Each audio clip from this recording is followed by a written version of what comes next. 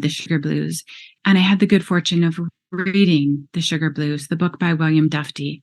That's what turned everything around for me. It's when the light bulb went on and I began the journey in earnest of breaking up with sugar. I made progress over 14 years on my own, achieving roughly 90 to 95% sugar-free. I got that far. It was a long, painful journey to get that far, but I got that far. And then when I turned 35, I was nursing my daughter, Sky. I'd had a sugar-free pregnancy, mostly. I had little exceptions. And then when I was nursing Sky, newborn baby girl, I wanted her to not be afflicted with this addiction. And I did not want to set her up for a sweet tooth. So I was trying to keep sucrose out of my breast milk, but I was relapsing. Fully nursing her. And I was very distraught about this. And I remember falling on my knees and saying a prayer, very agnostic at the time, like, if there's anything out in the universe that can hear me, please, please help me. It's one thing to damage my own body, but it's a whole other to bring this beautiful, innocent little baby into this mess. And the next day I found an ad for a 12-step program for food addiction recovery. And it was amazing. It was difficult and it was amazing. And it took me a long time to get 2 years of back-to-back abstinence, but I finally got it. And I can tell you that being 95% whole foods, organic, green juices, grass-fed, like the whole shebang, like eating really, really, really well and making just some rare exceptions is totally different than doing it 100%. 100% abstinence made a radical difference in every way, by any metric. In fact, when I was 90 to 95% sugar-free, some of those stretches 100% sugar-free. I even had done stretches of really low carb before it was low carb because I'd read the Atkins book. Even then, it was not enough to turn around my severe acne rosacea. And by acne rosacea, I have very few photos. I have one on my passport. I should actually show people because no one would believe me how bad it was. My face was swollen and purple for years. The only parts that were white were around my eyes. And I had hundreds of little red pimples all over my face that were oozing and pussing. I couldn't wear makeup. It was sore. It always hurt. I was always trying lotions and potions and pills and doctors and everything. I was desperate. And I would wake up in the morning, every morning. I had rotating pillowcases, satin, whatever soft pillowcases I could. And I'd have to peel my face off the pillowcase. And there was always be little bits of blood because it was awful. It was affecting my eyesight. I was in and out of doctor's offices. I was told it was incurable. I was told it was progressing into my vision. I was told that I would go blind, that this was a severe case. I was also told that I needed to be on daily antibiotics. And I was for 8 or 9 months straight. Every single day I took a probiotic. So and even then, I mean, it helped, but even then, right? Even then, my skin was still cranky and it did not clear up. It didn't clear up till I had my first stretch of 90 days of back-to-back abstinence. It wasn't the first 2 weeks. It wasn't the first 2 months. Like it was a long stretch of no refined carbohydrates for me to have totally have healed the severe state of metabolic dysfunction that I had before it started to show up in my skin. What a journey. The downside for me of my 12-step program, and this is not a slight on 12-step programs, but for me, I began to feel kind of trapped. I felt trapped by I had to go to 3 meetings a week. And in my hometown, it meant every Wednesday night. That meant I had to say no to things that I wanted to do with my daughter, like on a Wednesday night, if there was like Santa at the Montessori preschool she was. Like, it was just, I thought, I don't know that I want to spend the rest of my life, not being able to do some things on a Wednesday night. At that time, there were no online meetings. It wasn't an option. So, and plus the other thing that didn't work for me is over time, the meal plan stopped being the right fit. I was profoundly underweight, 5'7" and 112 pounds. And it stopped being the right fit. And I kind of wasn't sure what to do. So I hummed and hawed and struggled and eventually left the program. And when I did, I certainly relapsed. There was definitely some relapse. And I would say that I mostly returned to whole foods, but then I went back into that roughly 95% abstinence. And I wasn't ever fully happy with that or fully at peace with that, but I was stuck because the only path forward I knew of was the 12 steps, and I wasn't prepared to go back. So thank God, in 1996, I found Jack Trimpey of Rational Recovery. He wrote a book called, it's called Rational Recovery. And he taught me a technique that it's a totally different approach to addiction recovery. That for me was my next major breakthrough. It was like, oh my goodness, it was mind-blowing. It was really like an epiphany and it was a quantum shift in my life. So I credit him truly with building on what the 12-step got started with me and for me. But it just it's like it snapped something into place. Unfortunately, 4.5 years later in 2020, I then relapsed again. And at that point in time, thank God I relapsed, because at that point in time, I found another level of surrender, a much deeper level of surrender to the problem that I was trying to solve. I thought it was just, if I could just stay abstinent, that was the end goal. That as long as I was abstinent, my work was done. As long as all of my energy went into planning and prepping and prioritizing my whole food abstinent meals, I was good to go. Not true. What I realized this last relapse in 2020 was that I was not addressing the upstream issues that created the need for substance abuse in the first place. So trauma, in short. We're going to talk a lot more about trauma later. Here's some before and after photos. So this is me at 16. I think I'm roughly 170 pounds. I might be more. I was big. I was big, especially because my body type is quite long and lean by nature. And then this is me at 21. And I don't have a lot of great photos. Actually, I've never been a photographer. I have very few photos of me, but I've read the sugar blues at this point. I'm just starting to reduce my sugar intake, and I'm starting to lose weight. And then here I am. This was a couple years ago with me and my husband. And this is a photo of me fully in remission and so grateful. And you can see, like, you look at this face here and you look at this face here and you think, wow, yeah, I look older there, much older, and depressed, bloated, miserable, not really wanting to live in that 16-year-old photo. All of this, as you know, has led me to the mission to help others get free quicker and easier than I did.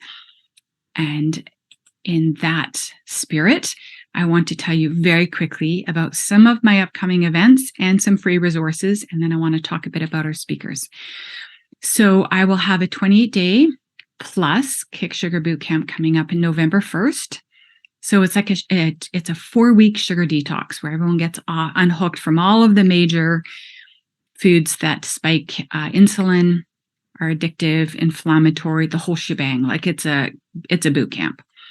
I'm also going to follow that up with the 12-week Kick Sugar Fundamentals Intensive. This is my level 1, Put Your Addiction into Remission coaching program. That's going to follow the boot camp. So the boot camp will be for 4 weeks, Wednesday nights. And then the last Wednesday night, the following that night, we're going to start the 12 weeks. So for people who want to keep going and do like the addiction recovery work after they're detoxed and they're clear-headed and they really are clear about what they want to do next with this sugar problem they have, then we'll move right into the Fundamentals Intensive. At some point in December, I will do a Surviving the Holiday Sugar-Free workshop. It's probably going to be free. I might charge. I'm not sure yet. Most people are saying, goodness, charge, but we'll see.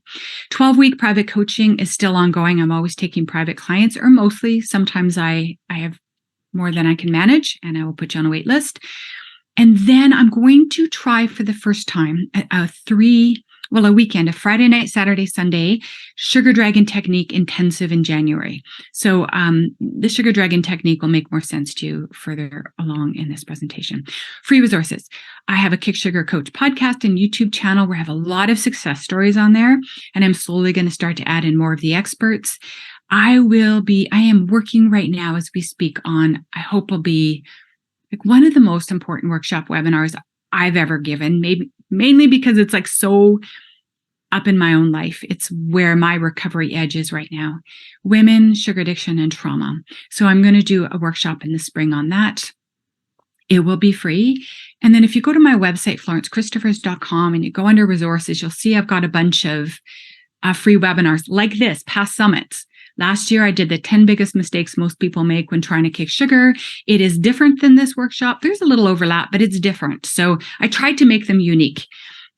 So you can go back and listen to hours of these other webinars I've given if you're looking for even more inspiration and motivation. All right. So the Kick Sugar Summit World Experts 2023, we had a bunch of them this year. And you know what? They roughly fall into 4 categories. So the first category are doctors and experts who talk about the science of sugar's impact, how it damages us mentally and physically, primarily our metabolic health. Then category number 2 were people who talk specifically about the science of sugar addiction. Then we had category number 3, people who talked about sugar addiction recovery itself. Like, what does the path of recovery look like? These are people who share success stories.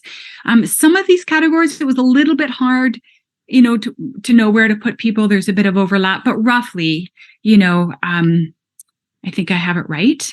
So, for example, you can see all of my 3 speakers that spoke about trauma: Louis Mojica, Dr. Amy Apigian, and Kelly McDaniel, is stuck under here because it's really a part of the recovery journey conversation. And then we had another category where experts were talking about sugar and social justice. The ebook that you guys are going to get are going to give you little highlights of summaries. I cannot tell you how tempting it is for me to want to just dive in and tell you, oh my gosh, the biggest insight from Dr. Lustig was, but there's no way I can do 60 people justice. So I am not even going to attempt it. But what I want to point out by talking about these 4 categories of world experts, all under the umbrella of the Kick Sugar Summit, is that there is a common theme. And we're all sort of trying to solve the same core problem. And what is the core problem that we're trying to solve? And if this was interactive, I would have you guys answer, but it's not. So I'll just answer it. It's metabolic syndrome. That's the core issue. Roughly 10% of the United States, I imagine it's somewhat similar in other industrialized countries, and probably slightly higher in non-industrialized countries that are still eating more whole foods and are more active and more socially connected. But roughly 10% of adults in North America are considered metabolically healthy. Only 10%. That leaves the rest of us 90% metabolically unhealthy. And we understand it's a spectrum, of course. Some of us are showing very minor symptoms, some of us extreme symptoms. Metabolic syndrome, or metabolic dysfunction as it's sometimes called, is dangerous because it's silent. Most people have no symptoms and don't realize they're as sick as they are. Well, or they have tons of symptoms, but they don't understand that it's metabolic syndrome. They think, oh, I have obesity, and obesity is causing my heart problems, or obesity is causing my neuropathy, or obesity is causing my diabetes. No, all of those are symptoms of metabolic syndrome. So we're not understanding the root cause. We're still signs and symptoms of metabolic syndrome. Signs are things we can measure, like doctors have metrics, they have ranges, they have tests, and then there are symptoms, and those are the things we can observe. So what can doctors measure to try and assess whether or not you fall on the metabolic syndrome, the metabolically damaged spectrum? So they'll measure visceral belly fat. Sometimes they'll just do it old school, like measuring tape. Sometimes they'll do like an MRI and look for non-alcoholic fatty liver disease, and look for evidence of fat in the visceral organs. They'll take your blood pressure. They'll take they'll test your blood sugar, they'll test your lipids. Some smart doctors will do an insulin resistance test. Many doctors don't even know that test works or exists. And they'll also assess joint and muscle mobilities. To be considered metabolically healthy, every one of those metrics should be in range without medications. There's going to be some rare exceptions, such as TD1. Obviously, they need to be on insulin, hopefully as little insulin as possible to manage their blood sugars and to keep them in a nice tight range. But let's talk about the symptoms. So these are the symptoms of metabolic syndrome, and these are about a very small, long list of hundreds. But here's some of the big ones. Insulin resistance, high blood pressure, fatty liver disease, depression, all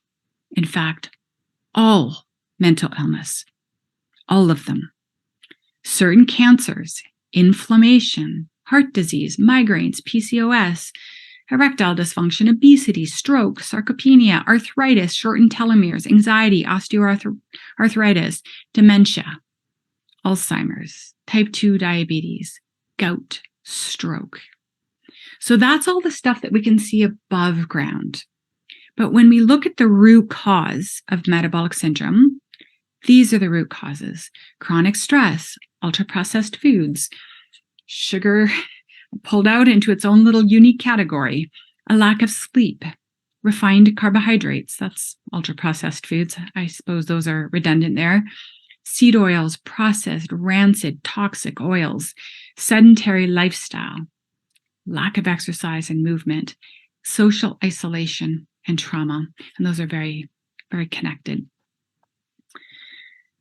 So, metabolic syndrome. So this is the big insight. And I think this was kind of like the overarching theme to some extent on the summit this year.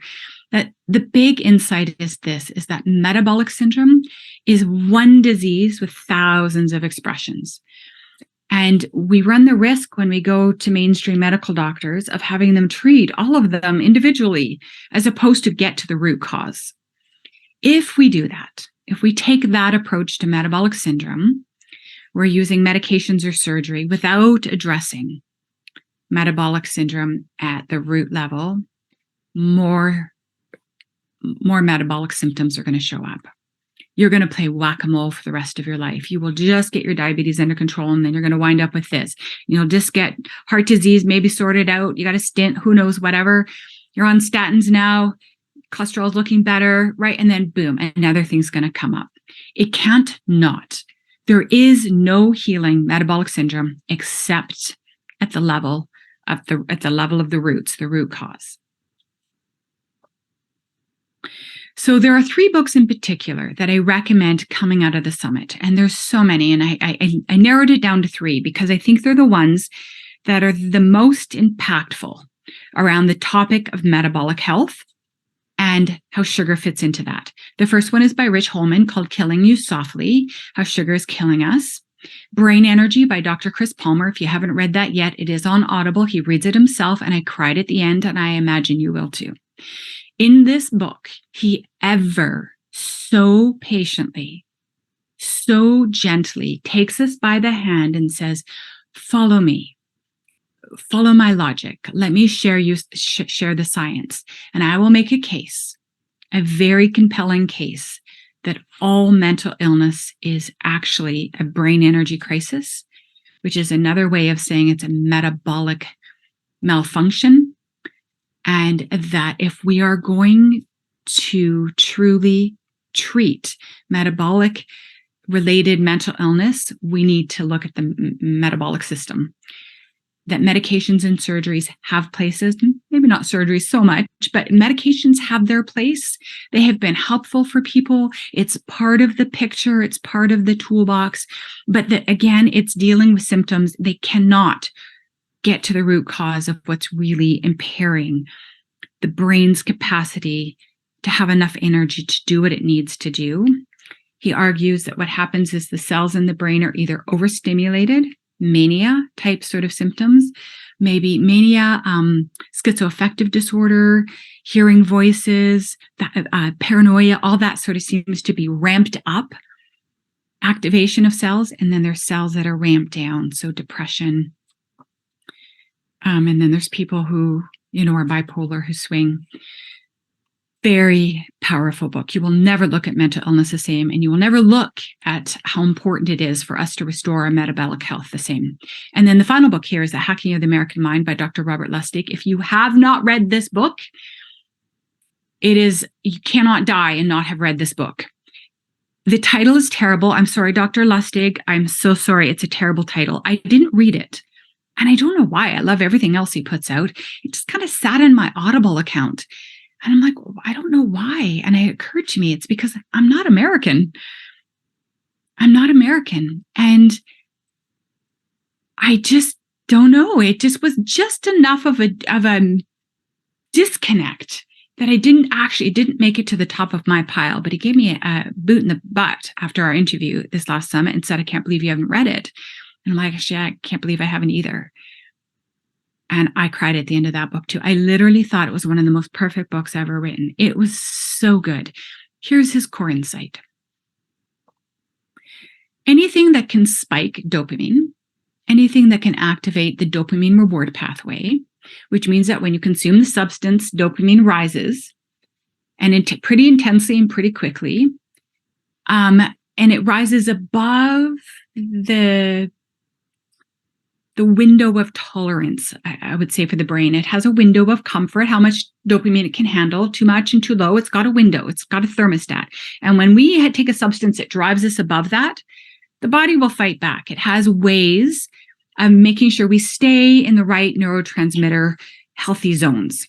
So what does it do? It has two defense mechanisms to keep us from being in constantly elevated dopamine states, which is very, very dangerous for the body, which he explains in the book, which was very fascinating. One of the high dangers of being in high dopamine states all the time, being jacked up and high, and is that it actually ramps down serotonin, and serotonin is our happy molecule. So we're just going to wind up miserable. The brain knows these things. It's all unconscious, but we don't. We just keep ingesting substances that feel good, feel really good, feel too good, according to the brain. And so the brain has two defense mechanisms. The first one is it will close down dopamine receptor sites so you can't blast it with more dopamine. It's like not available. The second thing it will do is commit suicide. It's called cell death. And once those dopamine cells have died, they are the only cells in the entire brain that will never regenerate. You can never restore those dopamine cells. He then goes on to say that there is zero doubt whatsoever, unequivocally, totally not a question. Sugar can spike dopamine. It can activate the dopamine reward pathway, and it can be a substance of use and abuse, and it can burn out the brain, the dopamine receptor sites. So the good news is, depressing as that sounds, the good news is that it isn't dopamine that makes us happy. Dopamine makes us high, gives us the pleasure, gives us the stimulation and the sedation, and right? But maybe not so much the sedation, the stimulation, the drive, the energy, the motivation, the jacked up feeling. But it's serotonin that makes us happy. So he basically argues, if you want to be happy, truly, if that is a goal of yours, stop tweaking out on dopamine, get that back into a range, and eat whole foods and restore your neurotransmitters through all kinds. I'm going to talk about the 5 pillars of wellness that can do that for us. And raise your serotonin, raise your oxytocin. You will feel content, you will feel happy, you will feel connected. So that's basically his book in a nutshell, with a bazillion details missing, and I still recommend you read it. Okay, so metabolic syndrome is the problem, and almost every one of us is affected deeply in body and mind. So what's the solution? Duh, we need to heal the metabolism. Okay, that seems obvious. But how do you heal the metabolism? The 5 pillars of wellness. Everyone has some version of this. This is my version. So there's 5 pillars of wellness, and these are the pillars that need to be solid and strong. And these are the pillars, when they're strong and solid, it can reverse metabolic syndrome.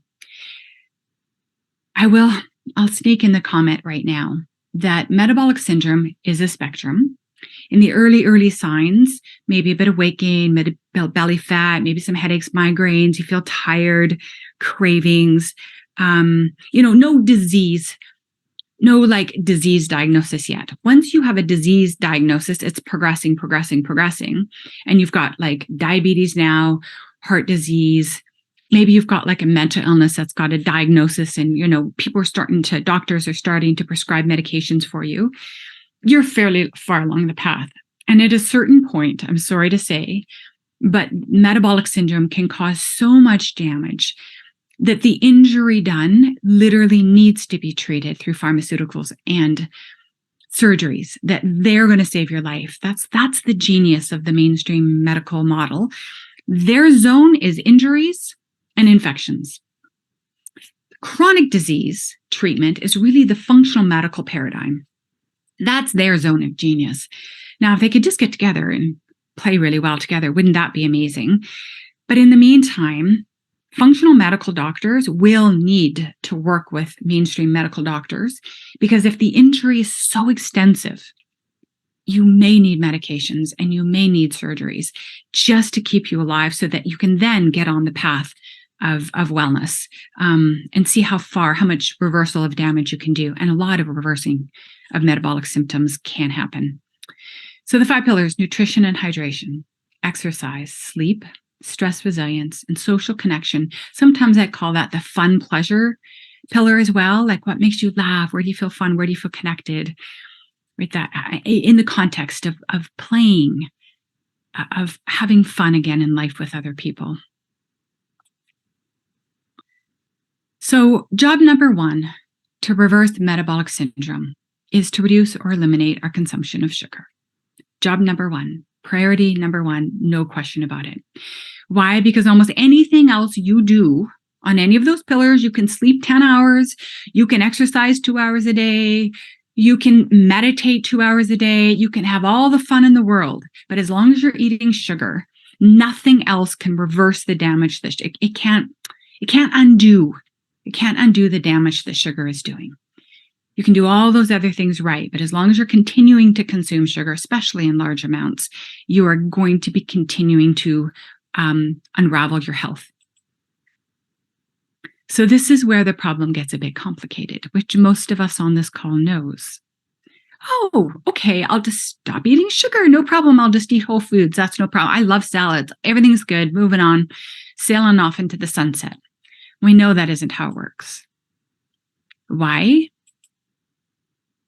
Because reducing and eliminating sugar is really hard. Way harder than we think it should be. It defies logic. Why? Because it's highly addictive. It's heavily and falsely marketed. Think the movie Dopesick. If you've not seen the movie Dopesick, please track it down. And as you're watching this documentary movie about the shenanigans around OxyContin, OxyContin, substitute the word sugar, same story. It's shenanigans left, right, and center. It has infiltrated our entire food supply. 70 to 80% of the foods in our grocery stores contain sugar. Foods that shouldn't even have sugar in them, like chicken breasts and vegetables, frozen vegetables. It has become a major part of our food culture, celebrations, and socializing. It has hardwired our neurodevelopment to associate sugar with relief, comfort, and love.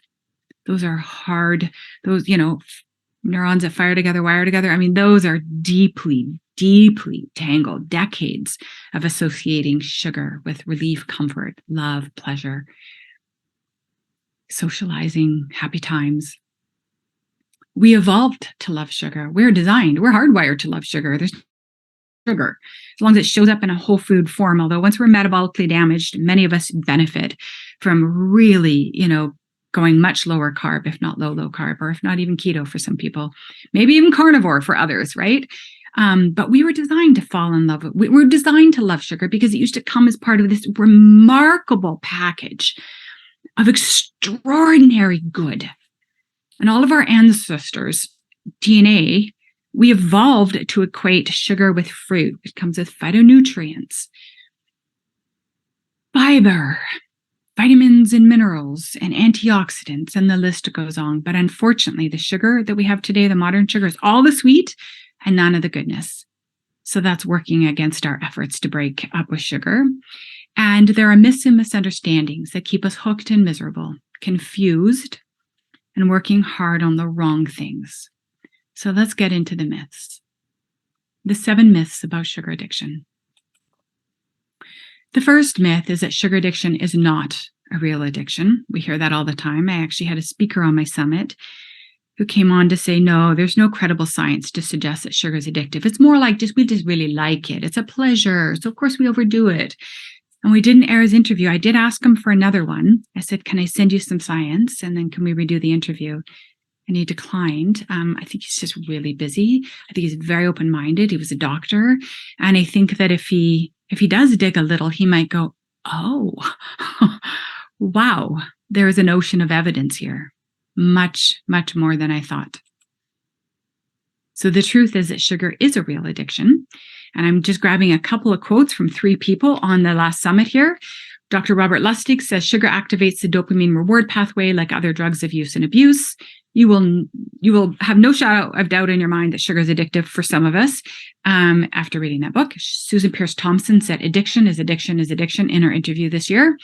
Addiction is addiction is addiction. Yeah, we don't need to split hairs between heroin and sugar and gambling and porn, and we just don't. And Dr. Nicole Lavina, who's literally like, she's like the godmother in the science realm around sugar addiction, because she's one of the very first scientists who got into the laboratory to go, let's test this. Let's test this with mice and rats. Let's see what we can see. And her conclusion, and there's dozens and dozens of papers in peer-reviewed medical journals that show clear evidence that sugar acts like any other drugs of abuse in research with rodents and shows clear signs of withdrawal. So this begs the question, what is sugar? And I'm talking about sugar and what is sugar addiction. So let's do a little detour there. Most of you know this, but just in case we have some people that are just joining us, that are just waking up, that are just discovering this whole topic of the harms of sugar, I'm going to go back to some basics. Sugar is a saccharide. All saccharides are carbohydrates. Sugar, carbohydrates, and saccharides are one and the same. So I could say, what is a saccharide? What is a carbohydrate? What is a sugar? Same meaning, same. They're referring to the same thing. Sugars, saccharides, and carbohydrates come in 3 forms: monosaccharides, disaccharides, and polysaccharides. Monosaccharides are single molecules of sugar, disaccharides are 2, and polysaccharides are many sugar molecules strung together. That is all grains, all starchy vegetables, all tubers, all grains, corn, rice, quinoa, blah, blah, blah. They all have long chain sugars at their, as a core part of their carbohydrate structure. So all grains, vegetables, and fruits are carbohydrates. Even anything that comes from the plant kingdom has carbohydrates in it. And when these carbohydrates are concentrated, they're refined and processed and concentrated, or they're ground into powders, they convert to pure sugar in our mouth very, very quickly. Very quickly. Right under the tongue, boom, right into the bloodstream. So here's some obvious examples of sugar. You would look at that and go, oh yeah, that's sugar. But would you look at this and say, oh, that's sugar? Most people know. They wouldn't. They think, oh, come on, that's not sugar. That's not sweet. I know. This is sugar, sugar. It's all sugar. Pretzels, corn chips, popcorn, potato chips, cheesies, whatever else is all this junk here. Yeah, sugar. Especially because it's processed, right? It's sugar in its whole form, but when we process it, that's when it becomes problematic. These are also examples of sugar. The problematic modern sugars that we're talking about: juice, even fresh squeezed juice, pop, diet pop, and alcohol. Now, I want to just kind of pose this question. Do you guys know where high fructose corn syrup comes from? I know all of you know it's bad. Everyone knows that now. but it's a syrup. It's a liquid. And these show up in yogurts and breads, all of them, all of the breads, frozen pizza, cereal bars, cocktail peanuts, mac and cheese of all kinds, salad dressings, tomato-based sauces, applesauce, canned fruit. Here's how they make corn syrup. They take the starch from the grain corn and they add enzymes and it breaks it down into sugar. Our mouth has enzymes that break down carbohydrates into sugars. They literally are doing what we do in our mouth. Like if this isn't proof that these right here are carbohydrates and sugars, high fructose corn syrup is your proof. It is literally taking a grain, adding some enzymes, they process it a bit, concentrate, blah, blah, right? And then you get corn syrup. That's exactly how starch becomes sugar. So here's the bottom line. What are the problematic sugars? Sugar, flour, all sweeteners, anything that's sweet to the tongue, problematic, and alcohol. Those are the four: sugar, flour, sweeteners, and alcohol. Those are the refined processed carbohydrates that at one point existed in whole form. All of them, well, except for the artificial sweeteners that might have come from chemicals and labs, but some of them certainly were sourced from nature. They used to exist as whole foods. Even alcohols used to be potatoes, or they used to be rye, or they used to be hops. I don't know what else they stick in all the alcohols, but right? Like it used to be, wine used to be grapes. It's when we process them that us humans get into trouble. So let's go to the question of what is sugar addiction. So this is a quote from Medical News Today. Addiction is an inability to stop using a substance or engaging in a behavior despite known consequences and the genuine and persistent desire to stop. So lots of people, sugar consumers fall into three categories. Sugar users, they're consuming sugar. Sugar abusers, people are way overeating sugar. And then there's sugar addiction, people who have sugar addiction. And the people who are sugar users, if they have a really good reason to reduce or eliminate their consumption, struggle with it, will have that struggle. It's the Recovery Answers says people experiencing addiction are prone to cycles of relapse and remission. This may cycle between intense and mild use. Despite these cycles, addictions will typically worsen over time. So in other words, no one is always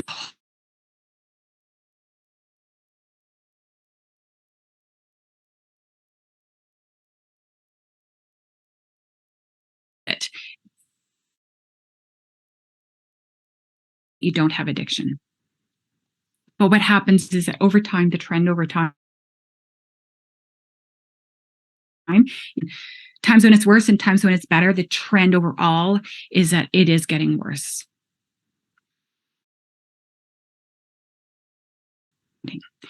A myth, but I think it's a misunderstanding about sugar addiction, that many of us perceive our stretches of moderate or so-called normal eating as evidence that we don't have an addiction, or that we have recovered from our addiction, because we can do all this wonderful work and feel like, I kind of have sugar under control now, but it doesn't necessarily mean that you have it under control. It just means it's in one of those phases where your need for it has reduced itself, but your physiological response to the substance is still potentially an issue. Healthline says addiction is not diagnosed until there's a history of chronic use, attempts to reduce and relapse. So you can't even know if you fall on the addiction spectrum until you've truly, genuinely attempted to reduce. And in the process of trying to reduce, you have discovered that you're on again, off again. This is misunderstanding number 2. If you have never seriously attempted to not eat sugar, flour, sweeteners, or alcohol for more than a week or more, You simply cannot know if you fall on the spectrum. People assume they can. They assume, oh yeah, I could do it. Oh, no problem. I'm so not addicted. Oh, I hardly eat it at all.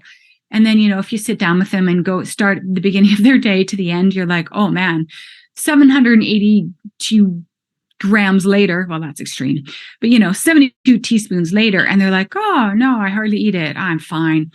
You don't know. You don't know if you fall on the spectrum till you try and until you test it. And here's a really important piece of the picture as well, is that often when people attempt to reduce or eliminate their consumption, there's this backlash. They start binging, things get worse, and like, oh my gosh, I just made this worse. It was fine until I started to try and get all caught up in the hype of the sugar-free, lifestyle.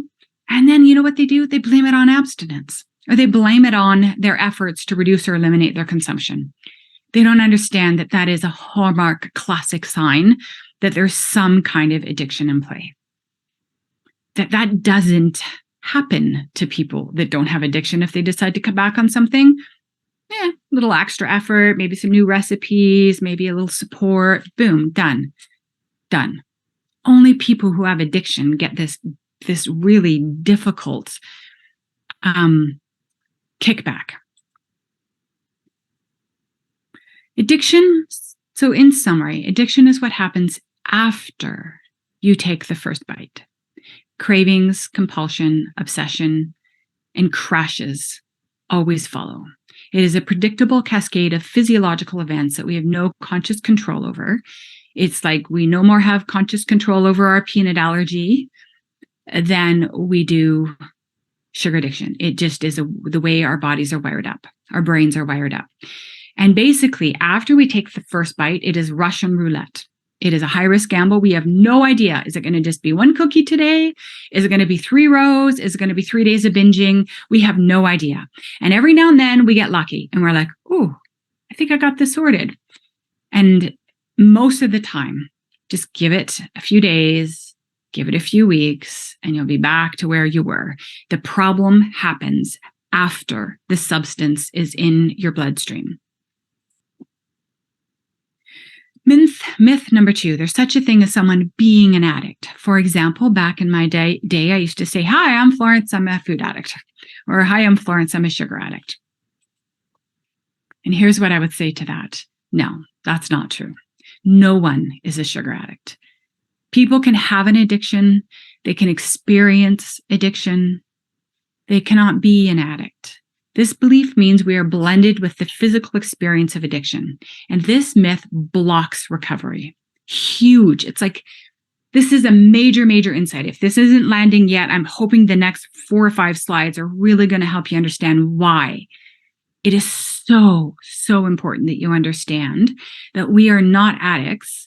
We have the experience of addiction. We notice that our body responds. We consume it. Predictable cascade of events, cravings, crashes, food obsession, compulsions, escalating use. Then we figure out, oh, it's making me feel terrible. We try and cut back, and then boom, there's resistance, right? That's the experience of addiction. We are separate. The true self is separate and distinct from the experience of an addiction. We are the person having the experience of the addiction. We are not the addiction. Finding and sustaining the separation is essential to long-term recovery. And this part of us, but I don't necessarily mean that in the IFS sense of the word, and I'll explain why, but this aspect, this lived experience of addiction, I call that part that sort of has a voice in our head, suggests and justifies the consumption of the first bite. I call that part the sugar dragon. And this is based on the work of Jack Trimpey, who wrote the book called Rational Recovery, which I recommend, although I say it with the caveat that he trashes the 12 steps in his book. He did not have a great experience. He does not think highly of that process to addiction recovery. I invite you to please take his approach and, leave his, not that there's some valid comments about it, but Don't let that be the barrier. Don't throw the baby out with the bathwater. So there's 4 steps. Jack teaches a process to addiction recovery that is very unique and incredibly powerful if it clicks with you. And it will click with you if you can get that separation. If you can see that you are not one with the addiction, that you have this experience and you can observe it. So the 4 steps are that you make a decision to never again consume sugar or flour, alcohol, sweeteners, whatever you decide you're done with. And you cannot talk yourself into that. No one can talk you into that. It has to come from a deep within truth, that you have access to the deep awareness that you fall on the addiction spectrum, that a little leads to more, that this is killing you, and you're done. That's essential. You need to bring that to the technique. Then you make a decisive decision. I'm just done. This is going to be a breakup. I'm not going to just do it for this meal or just for today. I'm not going to rethink this tomorrow. I've done enough research. We're done. I want this to be a breakup. And then the second step is you identify the addictive voice. Jack calls it the addictive voice recognition technique. You identify, you observe the part of you that's crying out for sugar, a donut, whatever. And you're able to observe that, and you're able to acknowledge it and say, I hear you. I feel that. I see it. I see what's going on here. I can observe that. I'm not one with it. I haven't blended or become, enmeshed. And then the third step and the final step is basically you ignore the urge. No, not today, honey. No, we're not going out for tea today. Nope, not going down that rabbit hole with you. And the whole thing pivots around this massive, massive revelation that the part of us, the sugar dragon, that can suggest and justify sugar, can suggest and justify sugar. Images, urges, cravings, euphoric recall, blah, blah, blah, blah, blah. It has all kinds of ways to try and get you to go and get that thing that it really wants. But what it cannot do is move your body. So ultimately, when you really understand that it is powerless, it's all over. The whole addiction crumbles, all the drama, all the pain, all the struggle, all the fighting. It's over. It's like you can just say to the dragon, honey, you have no power. You're a big windbag. I was terrified of you. You threatened me with binges if I said no. And you know what? Like, what are you going to do? Move my big toe? Go ahead. Go ahead. If you can move my big toe, we'll talk. I can't move your big toe. No part of us that has suggestions or justifications can actually move our limbs. That part does not have voluntary control of our body. So it's over when you get it, when you really, really get it. So it's just a very powerful approach to addiction recovery. So that's why I think it's so important just to kind of wrap up that myth, is this idea that we are the addiction. We're not. We experience it. And it's okay. There's going to be lots of experiences in life. This is just one of the experiences that we have that requires our higher self to be able to navigate through it instead of blending with it. Then we can't get free. Because when we think we're saying no to ourselves, that's miserable. When we know there's a part of us that's done, it does not fall into the glamour of the pull of the allure of sugar. And there's a part of us that always will. The dragon will always love it, will always suggest and justify. It's never going to go away. But there's another part that's higher that can see the big picture, the truth. And when we can stay connected to the truth, that's our place of power. That's where our freedom comes, and it feels peaceful and grateful. Myth number 3, everyone is addicted to sugar. No, that's not true, but everyone is eating too much. And those that have an addiction experience cravings. That's how we know we fall on the spectrum, because those that do not experience cravings do not have an addiction experience. The thing that's such a massive revelation for most people who have a sugar addiction, don't know that cravings are normal. They're not normal. Most people are not walking around with cravings. They're not fighting them better. They don't have more self-discipline. They're not they just don't have them. There's not these strong urges to go and eat more. So we can, however, ditch our cravings as well. We can become like normal eaters who are walking around without cravings by truly choosing to abstain, because the first bite, substance in the bloodstream, boom, switch on, activates the addiction. And it's Russian roulette about how it's going to express itself, little or a lot. So by never taking the first bite and riding out the detox, we can wind up with people who are like, I never have cravings. That will be your new normal on the other side of addiction recovery. So by abstaining, we eliminate cravings, urges, compulsions, and obsession. They disappear, more or less. This is what normal people experience. None of the above. No cravings, urges, compulsions, or obsession. Just like I have absolutely zero cravings for alcohol, zero cravings for cigarettes, zero cravings for coffee, compulsions. I never even think about it. Never on my radar. Non-issue. That's how we become when we're, on the other side of this addiction.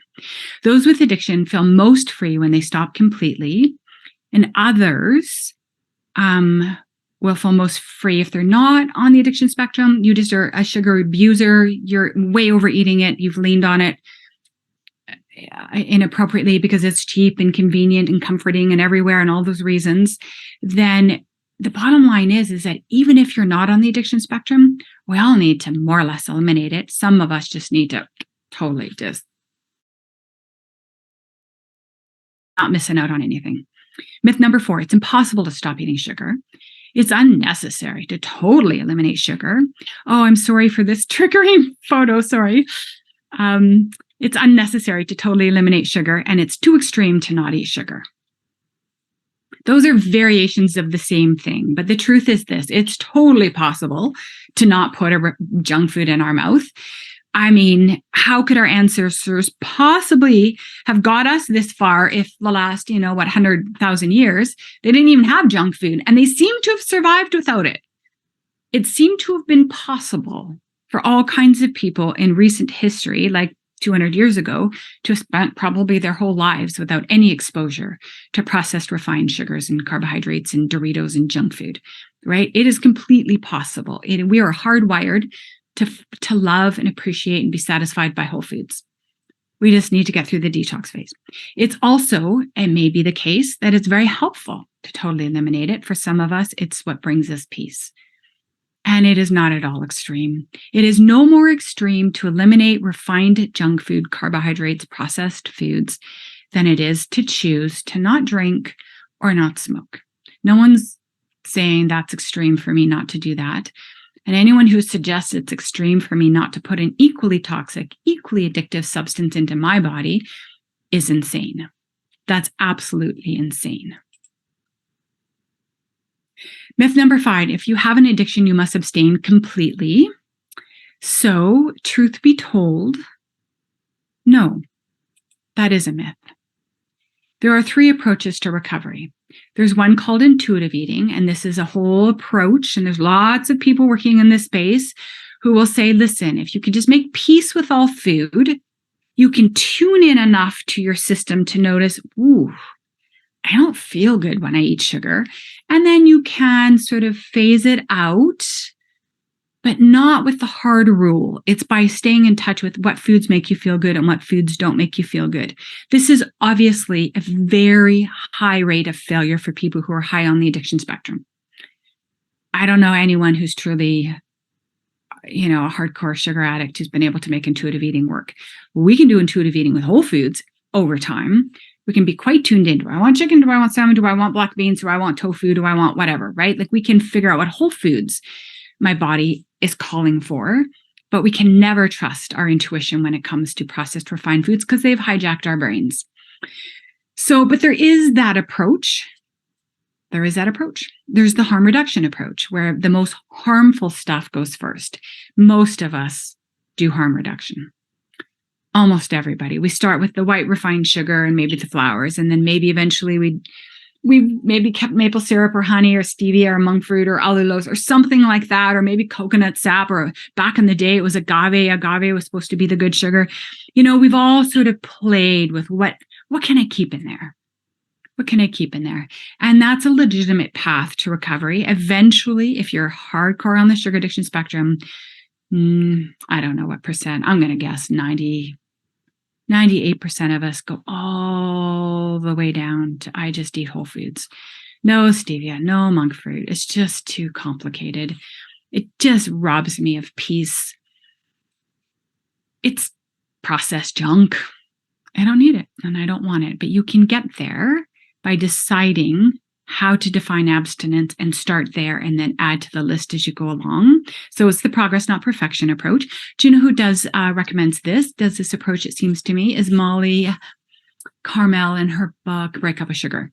She very much talks about like, just stay in touch with your own truth. Can you handle stevia? Yeah, you can handle stevia. Okay, you can handle stevia, right? It's radical self-honesty. Know yourself. Be really, really honest. Stay very mindful and tuned into whether you truly can and what happens. Do you wind up in the ditch? If you keep relapsing on the hard stuff, it's a gateway drug. Stevia is a gateway drug. So you have a choice. What do you want? Do you want to keep winding up in the ditch? Do you want to keep advancing on the metabolic syndrome spectrum malfunction? Do you want to wind up with cancer or diabetes? Or do you want to just let the stevia go? You have the choice, always. Always. We always have choices. And then the final one is abstinence, which is where we just, if it's not a whole food, we don't eat it. Whole foods are foods that nothing's been taken away, nothing's been added, single ingredient. So if I eat chicken, chicken. If I eat broccoli, broccoli. There's no list. There's no ingredient. It's very rare, very rarely. So sugar, flour, and trigger foods. Now, there's more than one way to different ways of doing abstinence. There's the 12-step approach, right? One day at a time, just one moment at a time. Just for this moment, do not pick up your substance of abuse and use and abuse, or just for today, right? That works too. Or it can be a shorter, sort of longer than a day. It could be like 4 weeks. For 4 weeks, I'm going to run the experiment of not eating any sugar, flour, sweeteners, or alcohol, just to see what happens. I just want to see for myself what better for me or not. Give your body the lived experience of being a whole food man or whole food woman. Or you could choose the abstinence approach of smart recovery or rational recovery. Smart recovery is, and they approach it like a breakup. We're not going to drag this out. I don't have any intention of going back. Let's just call it what it is. We're done. Sorry, pack your bag, sugar. Go to the curb.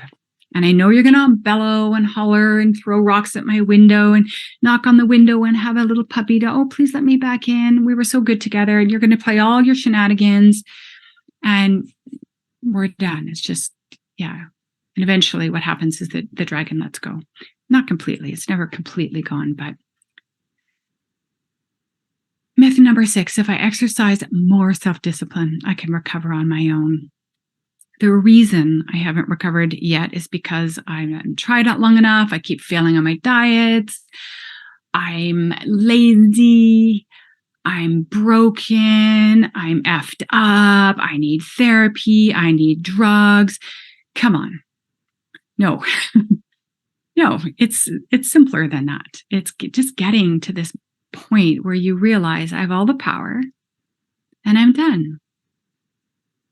And there's no real discipline required when you sort of do the Jack Trimpey approach. I actually call it the do nothing approach to addiction. And here's how it works.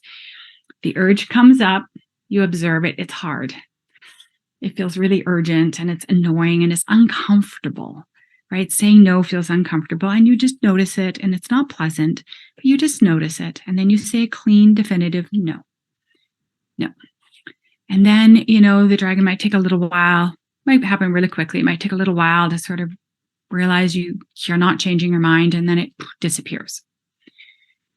So all you've done is say no. And you could say no from the couch. You could say no from bed. You can say no exhausted. You could say no because it's an internal body felt backbone kind of no.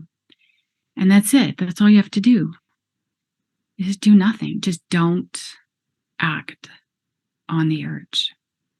Observe it and ignore it. It has no power. And when you really, really, really get it, it's so helpful. So what would require energy, willpower, self-discipline, is to get up off the couch and to go to the kitchen or rummage through the cupboards or go and get your car keys and put on your shoes and drive to your local grocery store, buy some junk, have the little dragon with its stinky little green finger pointing at all the things it wants, and then make you go to the till and pay for it and bring it out in the bag and start eating it before you've started your car. That's a lot of effort. The do nothing approach is observe it and ignore it, but you need to have that definitive, decisive no.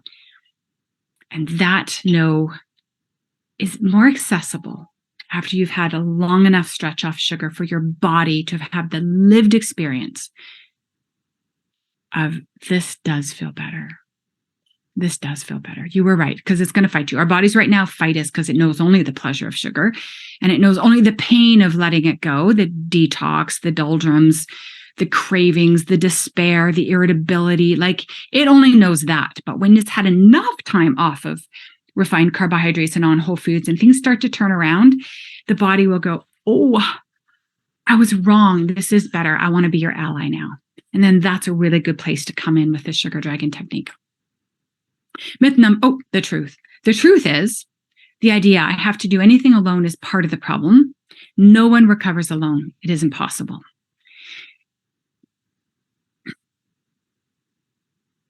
The truth is that many of us who have the experience of addiction, of using and abusing substances to comfort ourselves, also have a personality where we feel like we're kind of alone in the world and everything. Like, we kind of have to we're in survival mode. We're sort of like, if it's going to happen, it's up to me. There's not a lot of a sense of being well supported spiritually by other people, even by our own selves, because we very much abandon ourselves when we have an addiction. So recovery necessitates connection, because it's literally part of the root issue that without getting the connection, the recovery doesn't really happen. It's a big piece of the journey. Myth number 7, therapy or trauma recovery will make my addiction go away. Another angle on that is solving my sugar problem will make all my problems go away. They're slightly different. Let me take the first one. So for years and years and years, I struggled, obviously, because I was on my own before I found a 12-step program for 14 years, 15 years. And I was in and out of therapies offices. I did hypnotherapy. I did, how many different therapists? I did group therapy. I did CBT. I worked with a shaman. I prayed, even though I was an agnostic. The list goes on.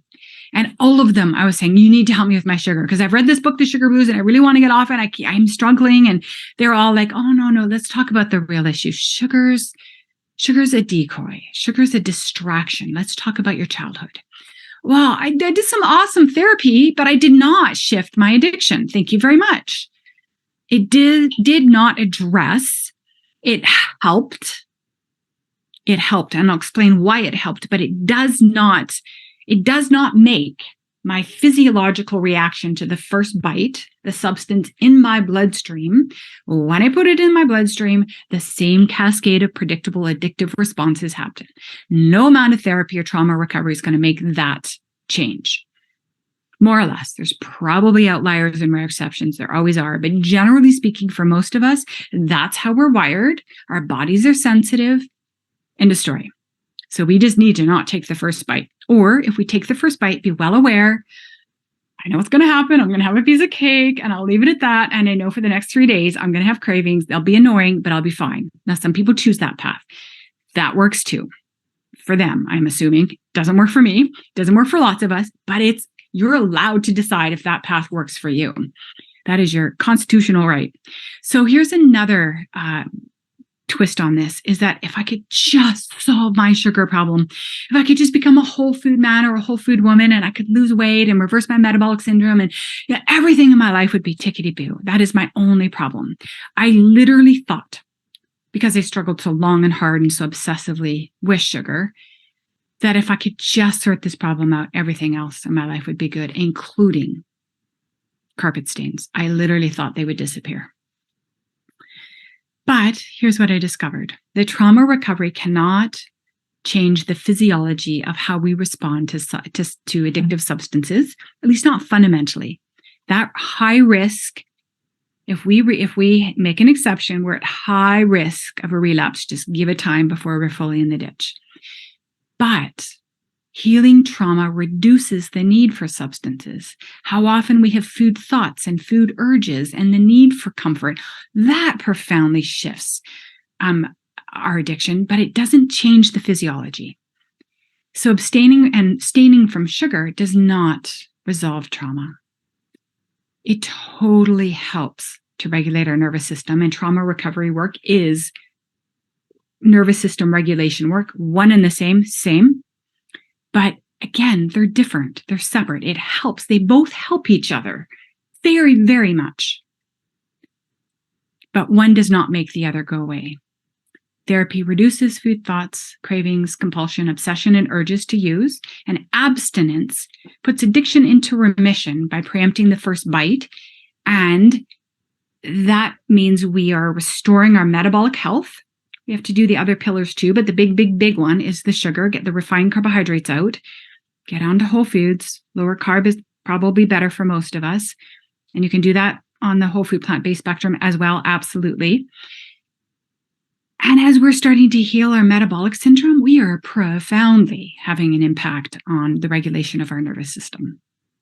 So this slide, if this is the only slide that you get something out of, I will be very, very happy with that, because I cannot tell you how many decades it has taken for me to get this clear about what is trauma and what is addiction, how they're different, and also how they interact. So let me share. This is my work. It's not something I've read or seen or I'm reteaching. I'm not saying it's original. I imagine lots of people have come to the same sort of revelation and understanding, but this is my take on it. So upstream issues is our dysregulated nervous system. How do we get a dysregulated nervous system? Very interesting. So one of the most common ways that we would think of is ACEs, adverse childhood experiences, so childhood trauma. While we're neurodevelopmentally, while we're developing our neuroanatomy or physiology or nervous system as children, when we have insufficient and inconsistent nurturing, when there's insecure attachment with our mother or primary caregiver, we will develop a dysregulated nervous system. And that will create the need, the seeking, they call it the hungry brain or the hungry ghost, as Dr. Gabor Mate might call it, this hungry ghost feeling of needing something from outside us to help regulate our nervous system. Because the way as children that we regulate our nervous system is in a co-regulation context, right? Where we cry, we fuss, we expect a human being, a mother, a parent, a grandparent, sibling, somebody to come over and say, "Are you okay?" And to lend us their nervous system so that we can regulate, we can get calm, we can come back into the parasympathetic, the cortisol, adrenaline, fear, terror, panic, all that comes down, and we come back into a regulated nervous system. And when that's done in the context of connection with other human beings, we complete that stress cycle or trauma cycle, and it clears the system. But in the absence of a human being who can lend us their nervous system, they're calm, present, I'm right here, you're not alone, what can I get you? Right? The touch, the kisses, the eye contact, the soothing voice, all of that. That's how we soothe. All mammals soothe each other. And when that's not there, we're going to become hungry ghosts, and we're going to look for stuff outside us to help us regulate our nervous system, because truthfully, if we don't bring it down, literally it can kill us. It does feel like life and death when we're younger. So we start to find behaviors or substances. I'm going to talk about substances in this presentation because we're talking about sugar and refined carbohydrates. But it literally could be, you hear stories like Dr. Anna Lembke's book, Dopamine Nation. She shared a story. One of her very first stories is about a little boy who started to masturbate at the age of 4. I can't even imagine, that is so, that's a decade. that's a decade early before little boys would even have that capacity, right? So you just know how much distress he was in and how short on options he must have been to help regulate his nervous system. So it could be behaviors and it could be substances. And us, we found food. When we start to use these substances, especially substances like refined carbohydrates that are so metabolically damaging, and if you haven't read Metabolical, you'll know that it damages our cells in 8 different ways. Top of my head, oxidation, inflammation. I'm not going to do a good job at all. Anyways, 8 different ways that it damages our cells. So, of course, we're engaging in self-soothing behavior that is absolutely at the same time self-harming. And it is only a matter of time before the obviousness of the self-harm gets our attention. And how does it get our attention? Metabolic syndrome symptoms. I would wager a bet that 100% of us, maybe 99, I would say 100% of us have come to this moment together, looking at sugar, the topic of sugar, because we have a metabolic syndrome that has caused incredible pain, obesity, diabetes, depression, mental health, cardiovascular issues, high blood pressure. The list goes on. Something spooked us. Something got our attention. The pain was too much. And we awakened, and we were willing to be courageous enough to look at our use and abuse of refined food and refined carbohydrates in particular to soothe us. And we start the journey of figuring out new and better ways of regulating our nervous system that don't involve self-harm and self-neglect. Now, how does self-neglect come in here?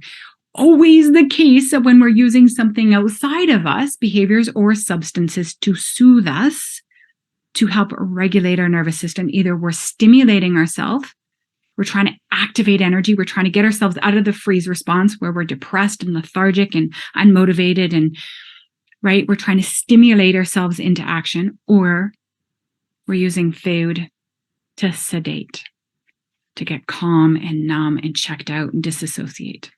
So when we're doing that with food, we are not asking the question, we are not in touch with, we are not asking the question, what do I really need right now? So by nature, using external substances is self-abandoning and self-neglectful, because we don't really need a donut. We really might need something, and we're not even in tune with it or in touch with it. So we're not getting our true needs met. So there's always that self-neglect part. And then what happens is that this cascades into metabolic syndrome. Now, what's interesting is that metabolic syndrome is the pain that gets us started on the path. And for many of us, we have to go back here. So there's 3 different interventions here. The trauma intervention, there are people in therapy right now who are trying to learn to regulate their nervous system, hugely helpful. Everyone has to do that. All of us on this path, eventually. And perhaps you can do it concurrently. And then there's the triage. This is the addiction intervention, right? Where we're like trying to get abstinent or trying to reduce or eliminate our consumption, because that's a crisis. Because why? Because the metabolic syndrome symptoms are so intense now that it's got our attention. We're spooked. We're hurting. We might die. So, but people can come in at the medical intervention level. They might be working with a functional medical doctor to work on their metabolic health. Sooner or later, the doctor is going to say, hey, by the way, please eliminate all sugar. And then they'll be like, oh, okay. So then they might wind up in doing this intervention because they realize it's hard and they might fall in the addiction spectrum. And then eventually, once we're abstinent, we can sort of work upstream and we can start to work with our dysregulated nervous system.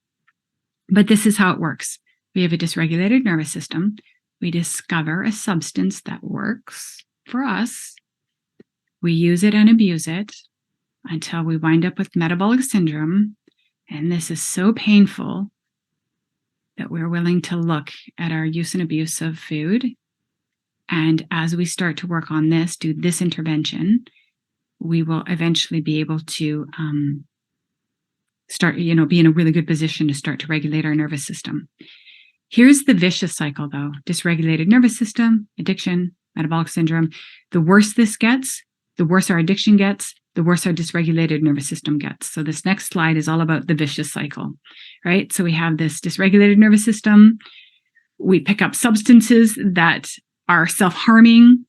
We wind up with metabolic syndrome and then that dysregulates our nervous system. All of them are interconnected. And it almost doesn't matter what intervention you come at. If you start here, that's going to impact these positively. Any improvement in any one of these three sort of areas are going to improve the other. So this is what addiction recovery is. In a nutshell, if I was to make it simple and elegant, this is what it looks like.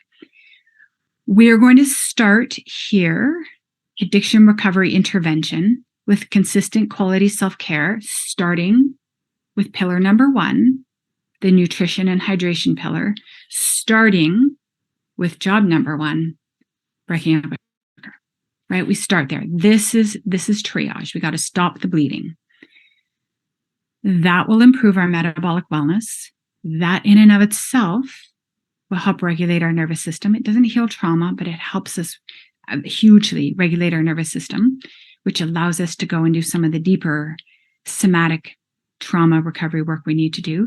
And as we become more regulated, there's less of an urge to use substances. And then the less substance use, the more metabolic wellness. And the longer we're on the path of recovery, the better and better and better it gets. This is called the yellow brick road of recovery. And along the way, just like Dorothy,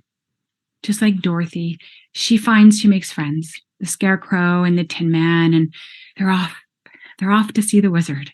They're off in search of something that they realize that they think is outside them, the Oz that's going to give them their answers, but really what's inside them. We discover as we walk the path of recovery that everything that we ever needed and wanted is inside us. The love, the comfort, the insights, the capacity to soothe ourselves, to live full lives. So this is as elegant as I can make it. And I know I look at this and I think this is so simple and so obvious to me, but honestly, it took me years to see this clearly, that what addiction is 2 parts. It's a dysregulated nervous system meeting a substance that works for us. And that obviously we're using and abusing, and that has led to metabolic syndrome.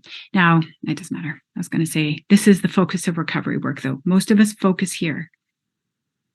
We focus on metabolic syndrome, on the pain. We're trying to lose weight. We're trying to get our blood sugars down, which is great. But honestly, those are downstream. Those are outcomes. Those are leg measures. That is not where we need to be focused. That happens when we have our focus on eating whole foods, right? The 5 pillars of wellness, and regulating our nervous system. And if we do these things, this becomes recovery. This becomes metabolic and addiction recovery.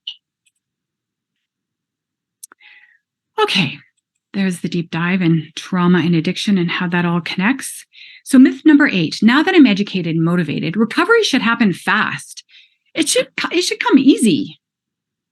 Well, my friends, you know this already, but in order for us to understand what I even mean by sugar addiction recovery, why don't we look at that a little bit more deeply?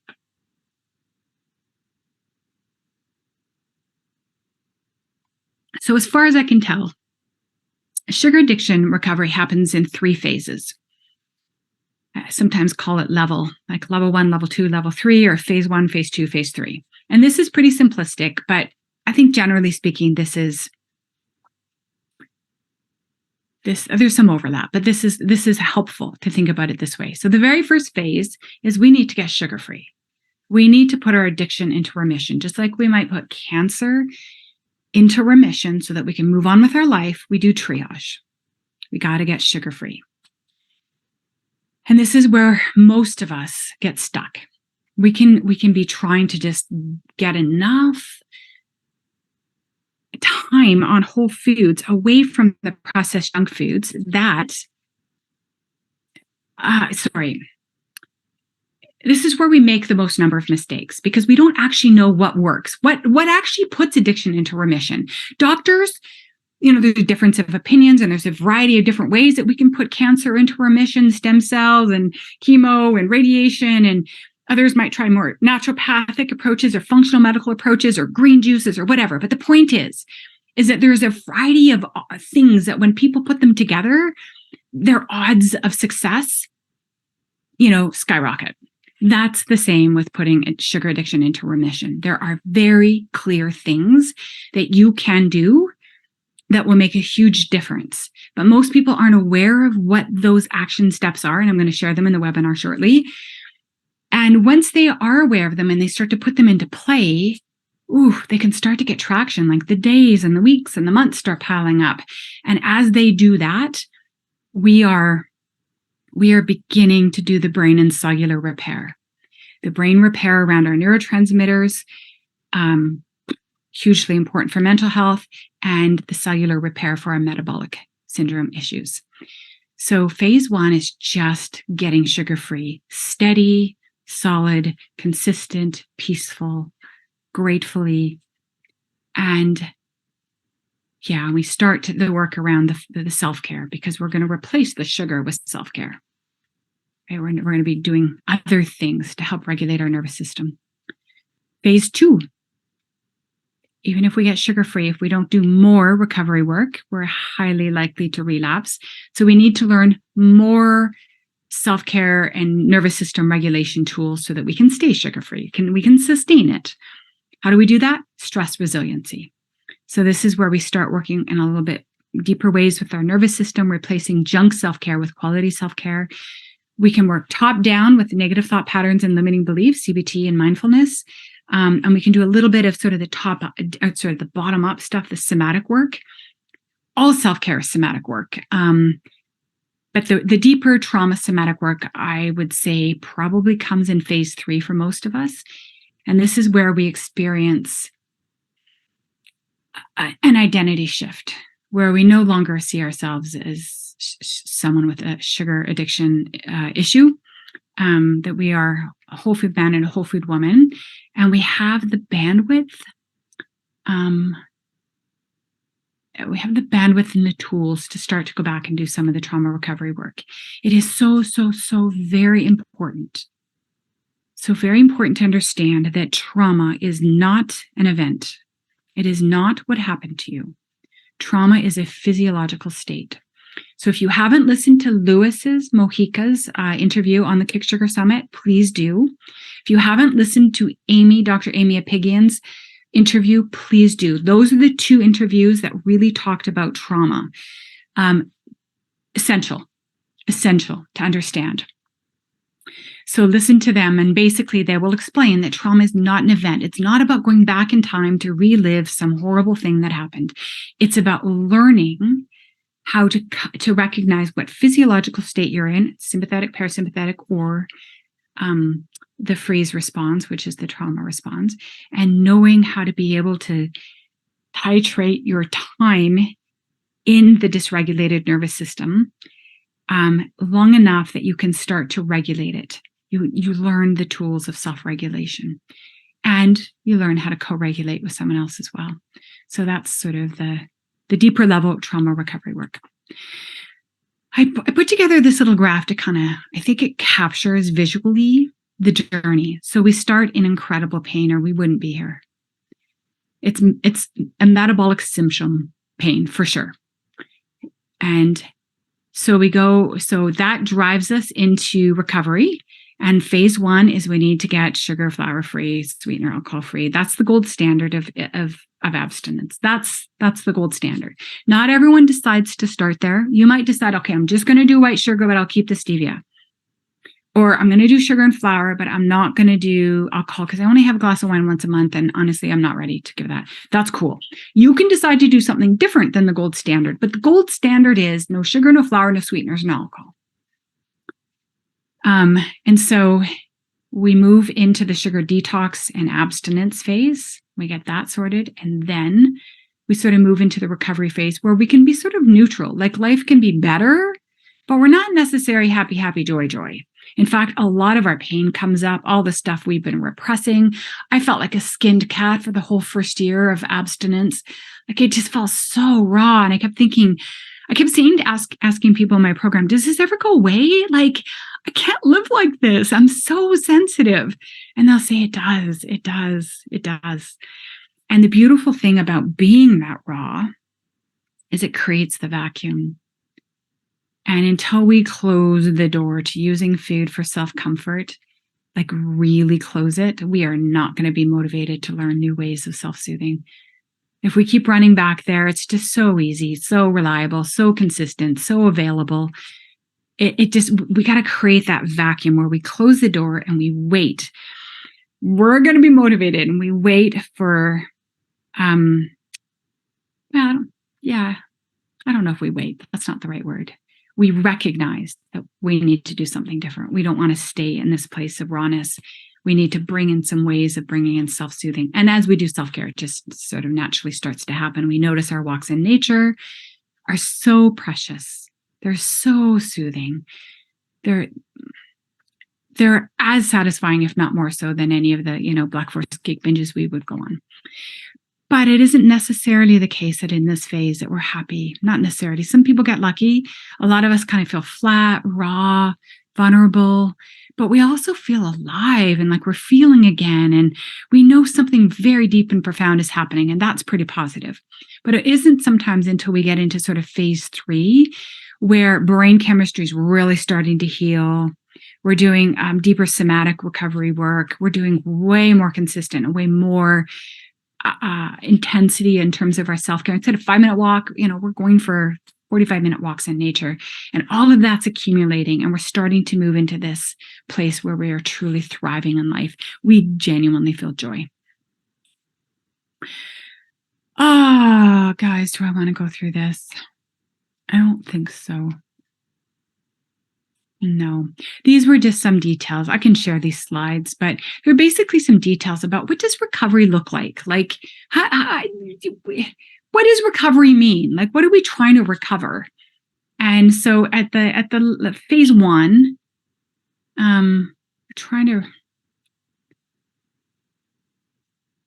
I think this is probably overkill. Too much information. Okay.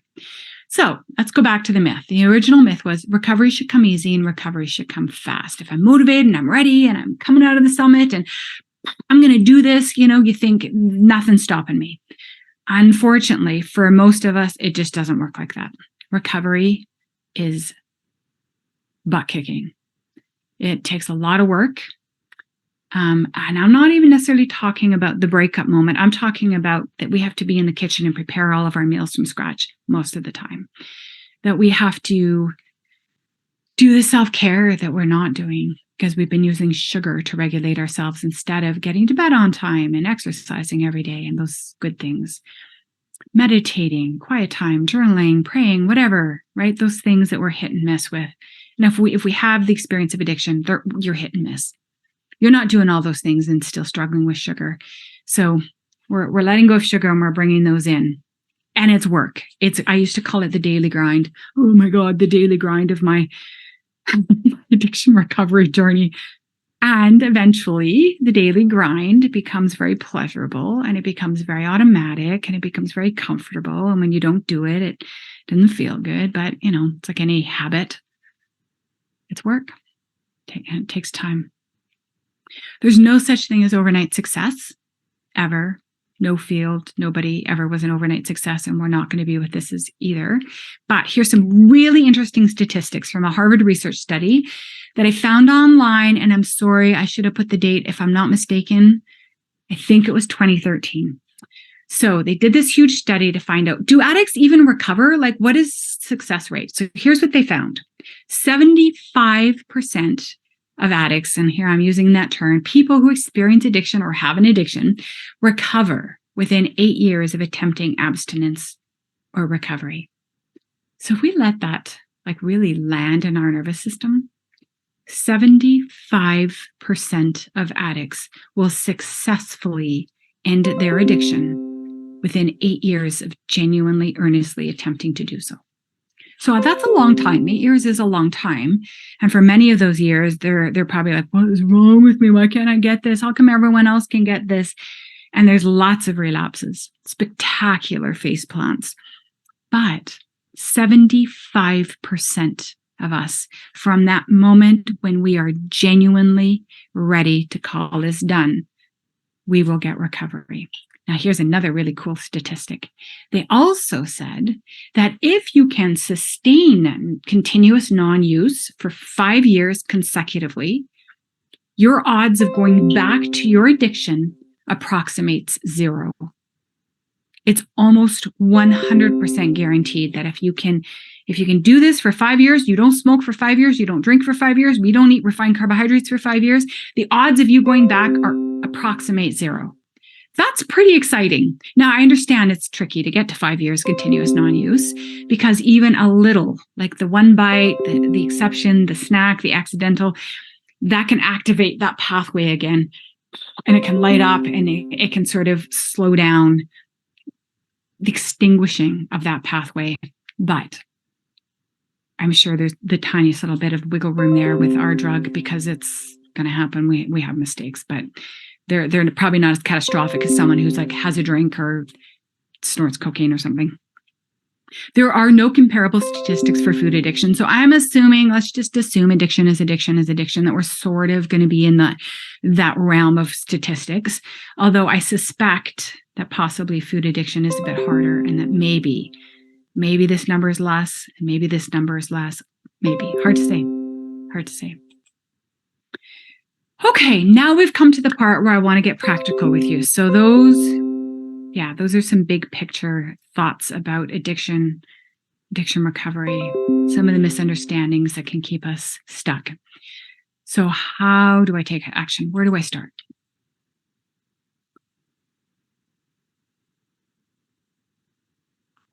Here's my best recommendations. First, it would be really great if you could assess whether or not you actually fall on the addiction spectrum, whether you are a sugar user, sugar abuser, or sugar addict. And here I go. It's so easy to say sugar addict. Someone with a sugar addiction. Because your path forward is different. It is different. Someone who's a sugar abuser but doesn't have the first bite, have this really strong, cascade of addictive responses. They're not going to get crippled. They're not going to have massive cravings for 3 days. They're probably not going to have an escalation of consumption. So they have a little more wiggle room to make exceptions without putting their metabolic recovery journey in jeopardy. So really good to know whether or not you fall on the addiction spectrum. The gold standard in this space it was created by Bitten out of Sweden. It's called Sugar. It's basically a pretty comprehensive assessment. I also have a sugar quiz. If you are interested, I will pull up my quiz in the live Q&A part. If anyone's interested, I will pull it up and do the quiz and you guys can decide right here on the spot. It's accurate enough.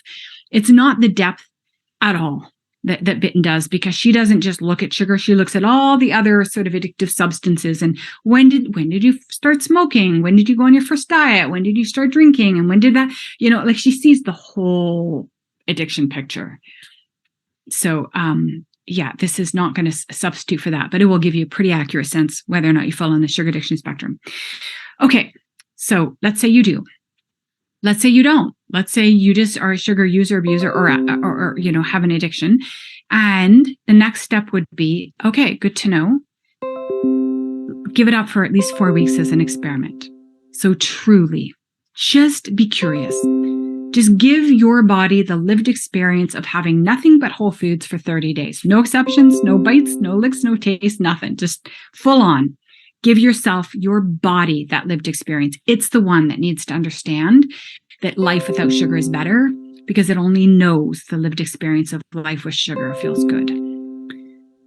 So after that experiment, that sugar detox, then you kind of have a bit of a clear head and you can decide, what do I want to do? Do I want to go back and moderate? Do I want to carry on? I like this, or I want to do another month and see what happens then, right? You have a clear head, a much better place to make a good decision.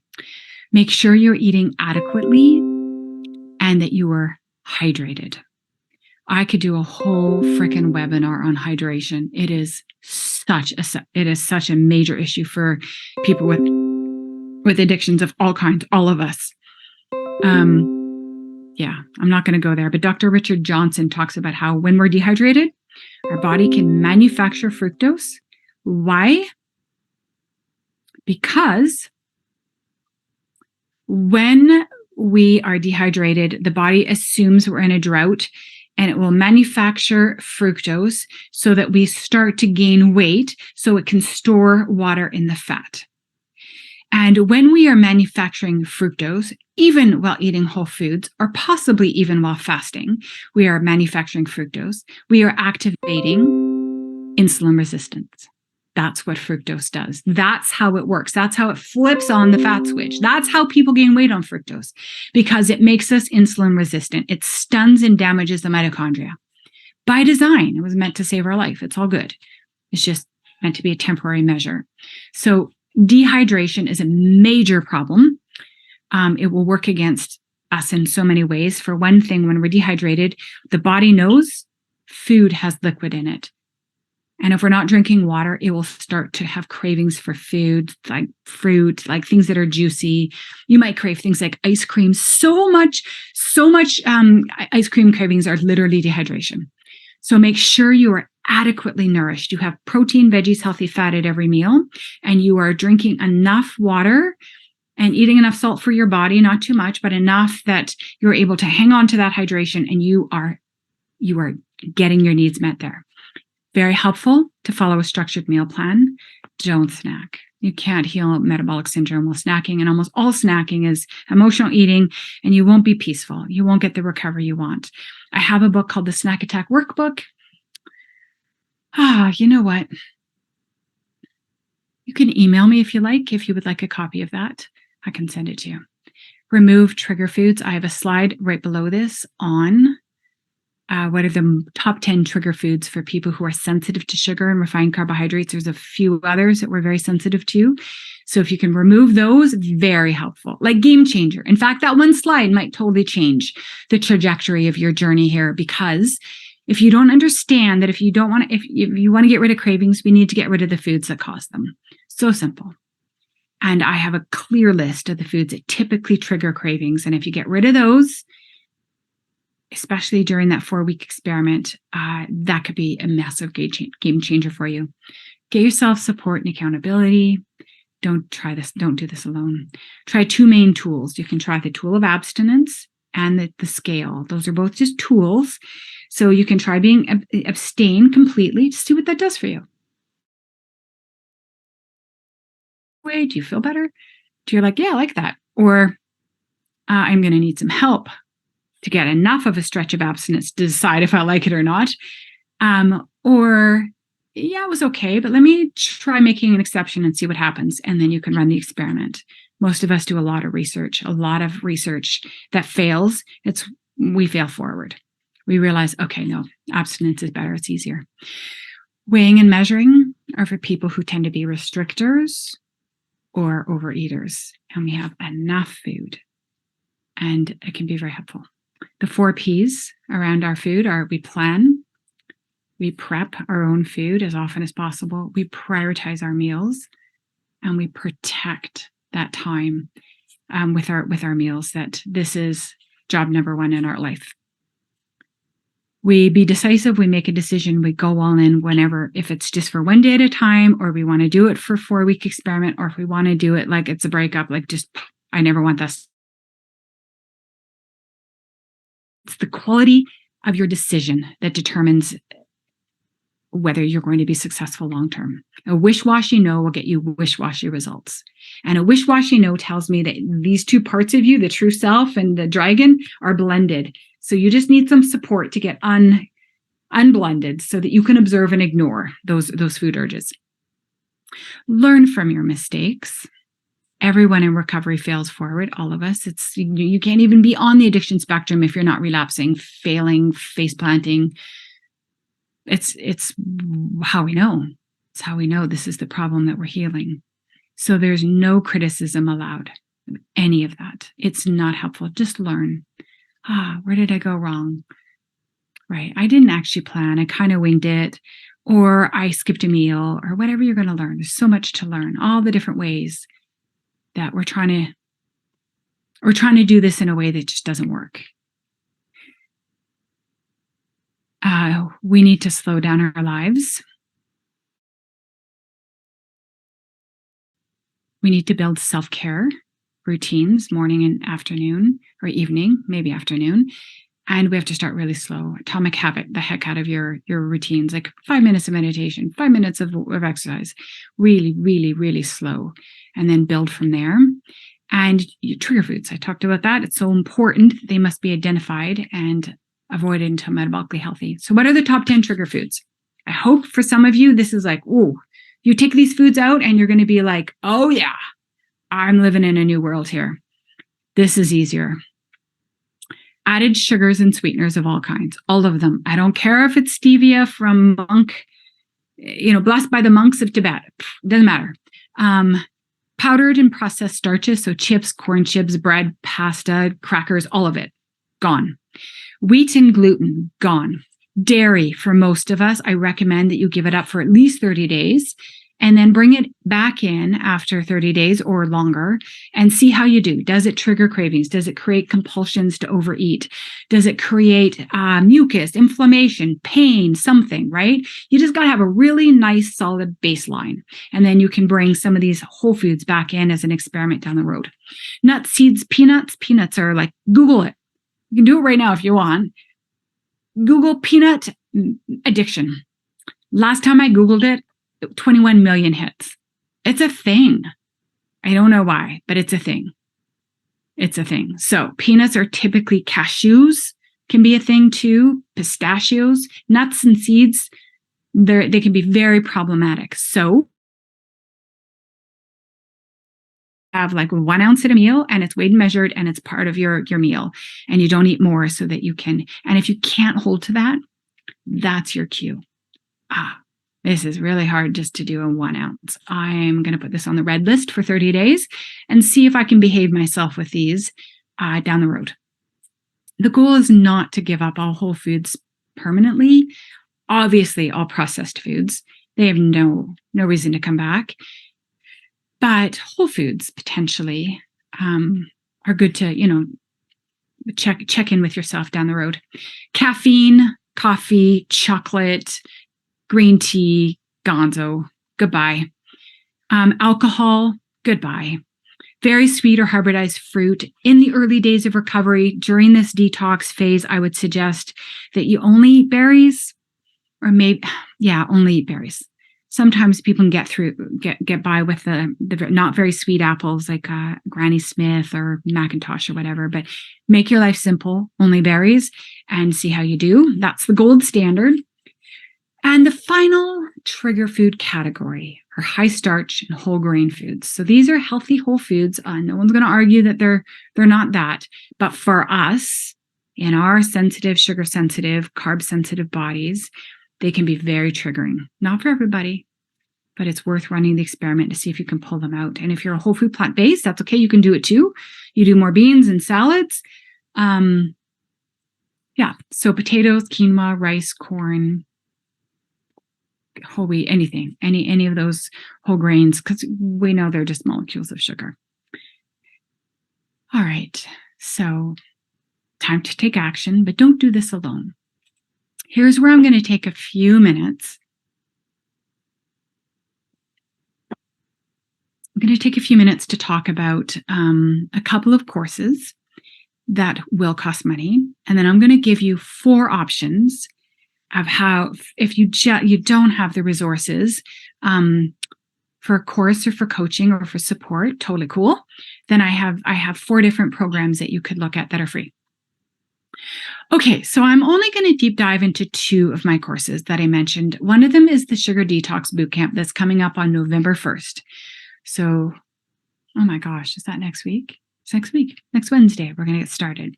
Here's what's included in it. You get 5 weekly drop group coaching calls. So every Wednesday night for an hour and a half, we'll meet and we'll do coaching. You also have access to 3 drop-in support calls throughout the week. So a Monday, a Wednesday, and a Thursday. And you can drop in and meet other people who are walking the path. You can get buddies. There's breakout rooms. Sometimes we do icebreakers and we just do fun things to get to know each other better. Sometimes we do shares. It's different from call to call. You'll also get the 28-day sugar detox manual and meal plan. You will get the sugar detox and daily inspirational videos. You'll get a snack attack workbook. Oh, you'll get that. Yeah, you'll get that there. Morning affirmations and a daily. I did some food prep and recipe videos, so you can get in and out of the kitchen really, really quick and make really simple meals. The holiday helper guide helps you get through tough holiday. I mean, we're right before Thanksgiving. I'm sorry, yes, but I meant to say Halloween, Thanksgiving, Christmas, like pre-Christmas, all the parties, and then Christmas, and then New Year, right? Like, oh my gosh, talk about landmines. So my holiday helper guide is entirely designed to help you navigate all of the holidays well and safely. You will get access to program buddy pods, and you'll have an email phone list, and you guys can connect and support each other.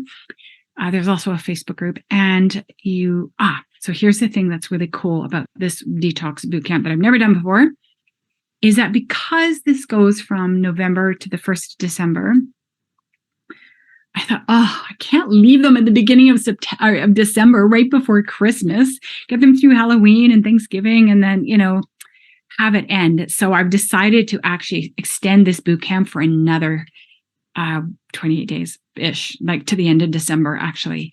So, and I'll have support calls all throughout those times. There'll be some days for sure during Christmas that I won't, but there'll still be some opportunities to connect. So you basically get 2 months of support. I've added all that up. And all in, I'm guessing it's about $1,500, charging $397. So here's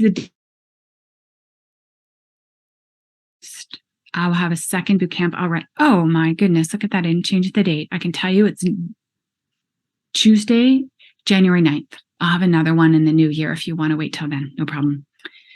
The bonus part about doing the bootcamp now, November 1st, is that you'll get that full 2 months for the same price. Like you literally, you get sort of double the value.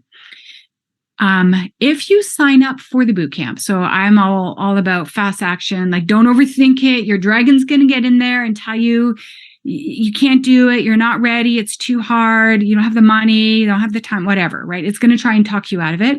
So I try and incent some fast action. So if you sign up by Monday, October 28th, it is not October 28th. Oh, Lorence, sorry for these. I think it's 30th.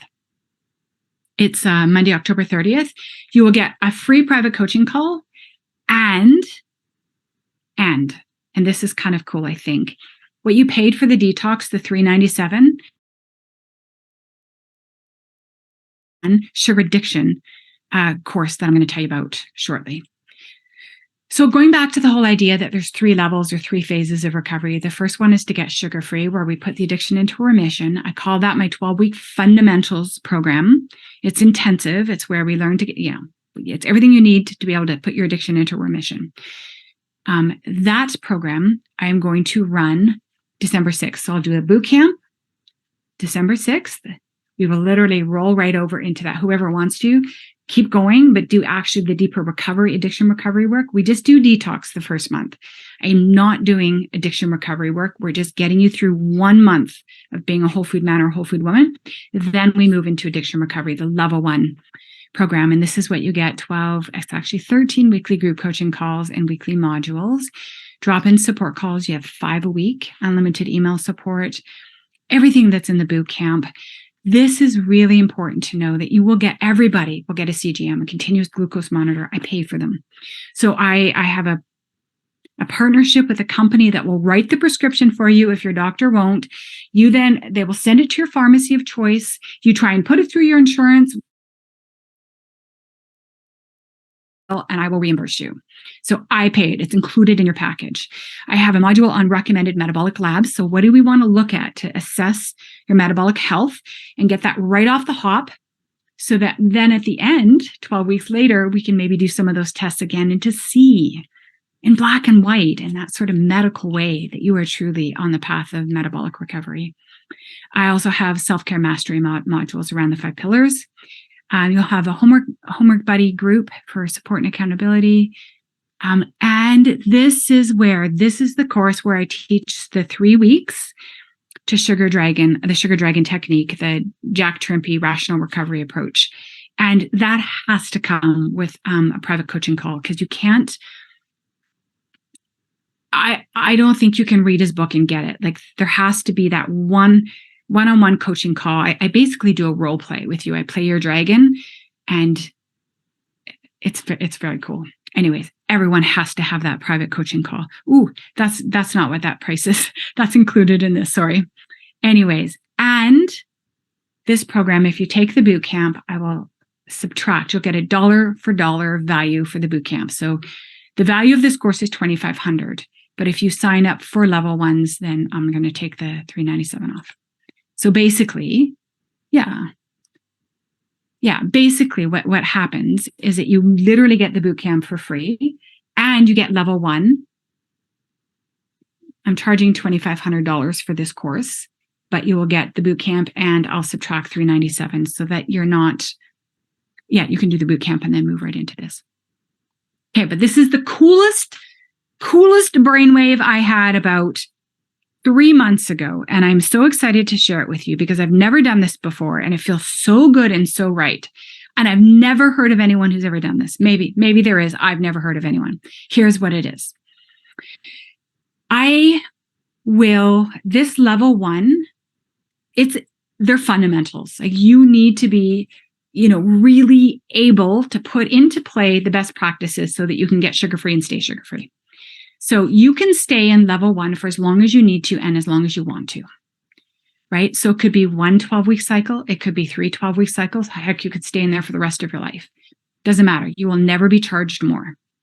You will be grandfathered in at the exact $2,500. So I will have a quiz at the end of the first 12 weeks. Are you ready to move on to level 2? Right? Have you got at least this amount of exercise happening, this amount of sleep, this amount of stress resiliency tools in play, right? Have you got more or less peace around, your abstinence, right? And if you don't, then just stay where you are. Take the next one, right? That you can just keep taking it till you've got it. In other words, you can take as much time as you want at this level. People who struggle are not penalized. They're not left behind. So you cannot fail. We're just going to play a long game together. Because, when you think about those 8 years, 75% of people who just continue to keep at it for 8 years are going to be successful. I don't know if you're coming in 1 month or if you're 3 years into your journey. I don't know if you're 6 months or you're just at the tail end of like this all finally coming together. You've done enough relapse and enough research that whatever it is that just clicks is, just about to click for you. I don't know. So that's okay. So you can stay at this fundamentals level till you're ready. Like, you've got enough of the foundation to be able to move on into the other recovery work.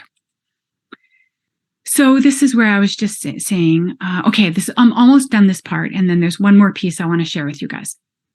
It's the free resources. And then there was something else in there. Maybe the meal plan. So again, to incent fast action, if you sign up by Monday, September 30th, you can have 6 private coaching calls, and the boot camp, the cost of the boot camp will be reimbursed. So dollar for dollar savings. So if you take the bonuses, blah, blah, blah, the boot camp plus the 12-week fundamentals course, that's indefinite, permanent, stay there for as long as you need to, comes to $2,000. Here's the dates. The 12-week fundamentals is December 6th to February 28th. I am basically taking you through all of the most intense sugar season. And what makes this different? My approach, my programs, is that I approach it through the lens of metabolic health recovery. I am abstinence-based and I am trauma-informed. I am the only person I know teaching rational recovery in the sugar addiction space. And I teach a step-by-step process, but I totally understand that struggle is part of the journey. I respect bio-individuality in terms of food choices, and I totally respect personal research and the value of relapse. Yeah, no one does this perfectly. We all fail forward. All right, here's some fabulous experiences from people in the past. Let's move to the free resources. Okay, so I'm a hardcore addict. This was not an easy journey for me. And I have sought help with all 4 of these programs. They are the only ones I would recommend for that reason. Even better, I just can't speak to them. But I've had sponsors in all 4 of these programs over the last 21 years. And I didn't stay long for some of them. The longest one I stayed in, I don't need to say actually, but I will just say that there's good recovery there. There's good wisdom. They're technically free, but they're sort of by donation. So it's whatever you can afford.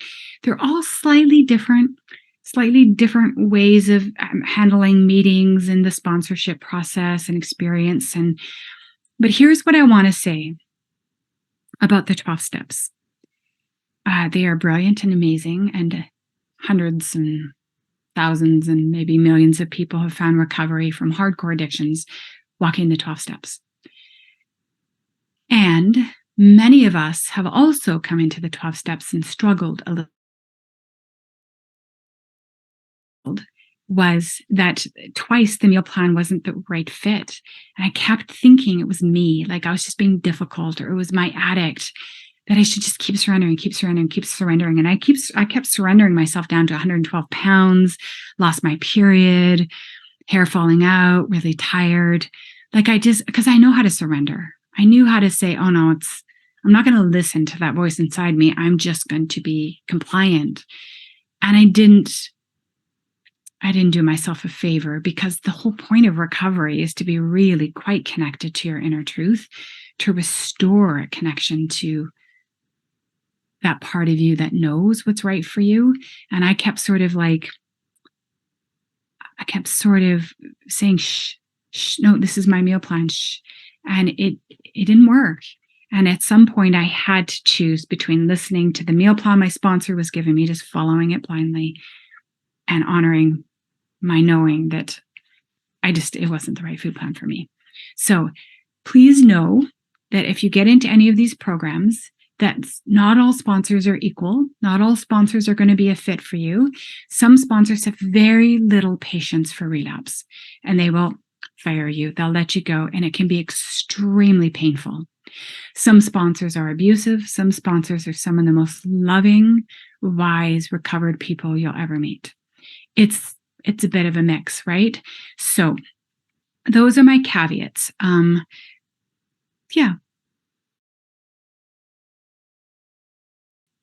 Lots of beauty, lots of opportunity there, lots of recovery. And there's some pieces that can go a bit sideways. And please do not ever, if you're ever in a position of having to pick between, do I go with what someone else is saying versus what my truth is, just stay with your truth. Trust yourself, and you can always find another sponsor. Oh gosh. All right, here we go. I am now going to stop sharing and close that down. I am so thirsty. Thanks for staying here. All right, I'll go to the Q&A and see what we've got here. And I will stay here till I finished answering questions. I'm kind of like that. And if you have to go and you want to listen to the recording later, totally good. What are your thoughts on including stevia leaf in your diet? I would say for many of us, stevia is still pleasure of sweet. And I tell you that whole foods are sweet enough. And as long as you still have concentrated sweeteners on your tongue, you don't do the taste bud rehab who was it that said that in our summit? I forget. It was a male doctor. Might have been Dr. Kavan, maybe. I forget. But I was like, oh, I love that term, taste buds rehab. So just let it go. Let it go until your metabolic syndrome is dealt with, that your health is where you want it to be, your peace with food is where you want it to be. And then can just prolong the agony of getting to where you really want to go in terms of recovery.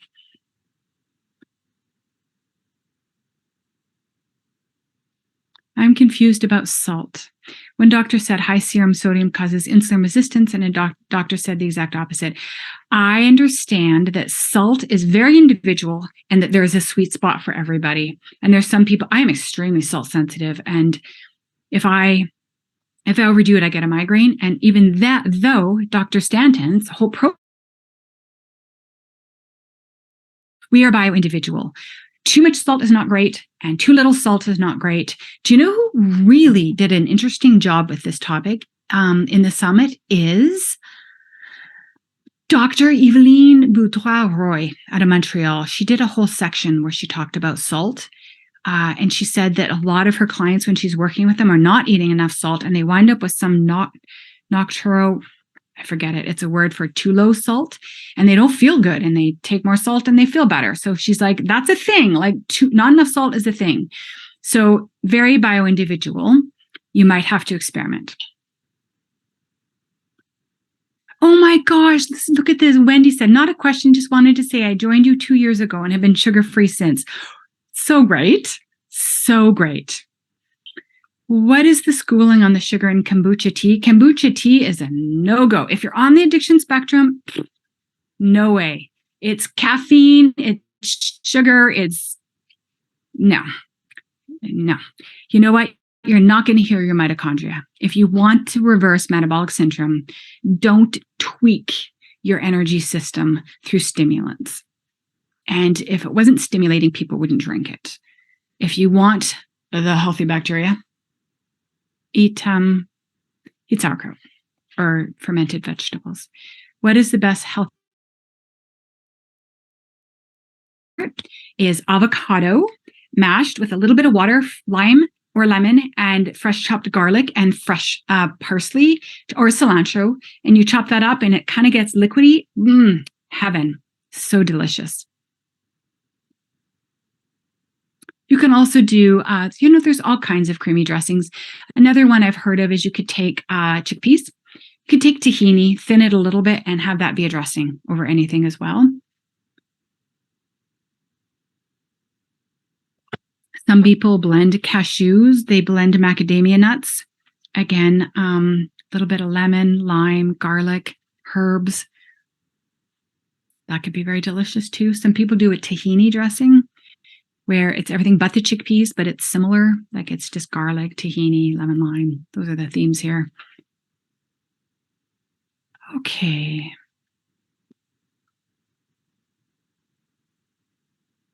I'm waking up between 11:30 and 4 a.m. with low blood sugar, despite eating 3 meals a day every 4 to 5 hours and enough protein at each meal. Is there a solution for that?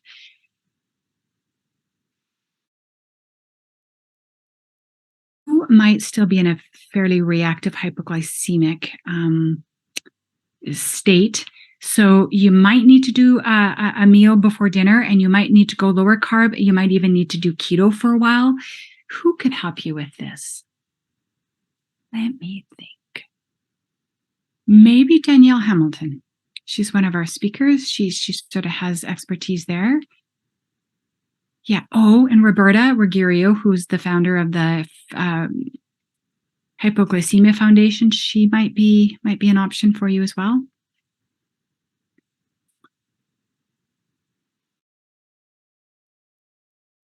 Awesome. Someone just introducing themselves. Great.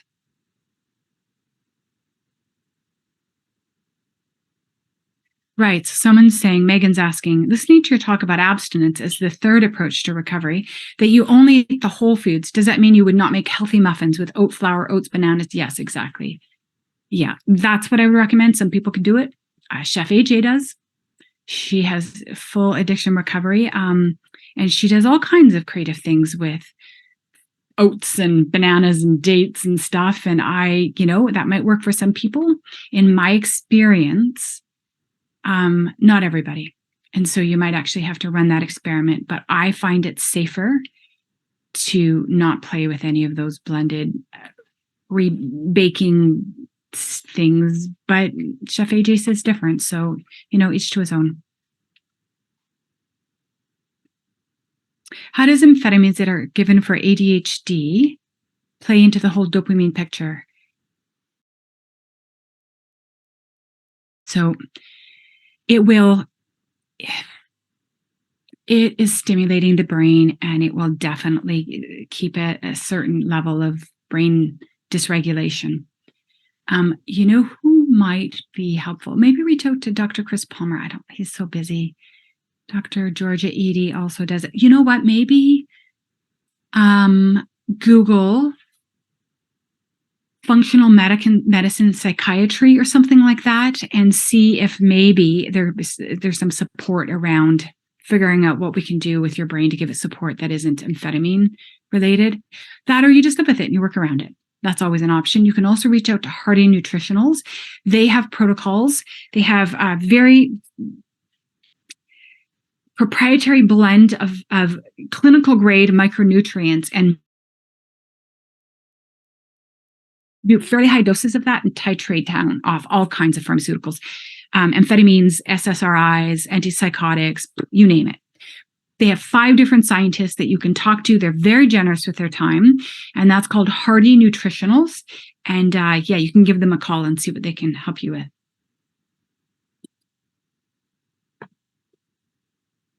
Jill's saying, I'd love to see this sugar quiz. Okay, great.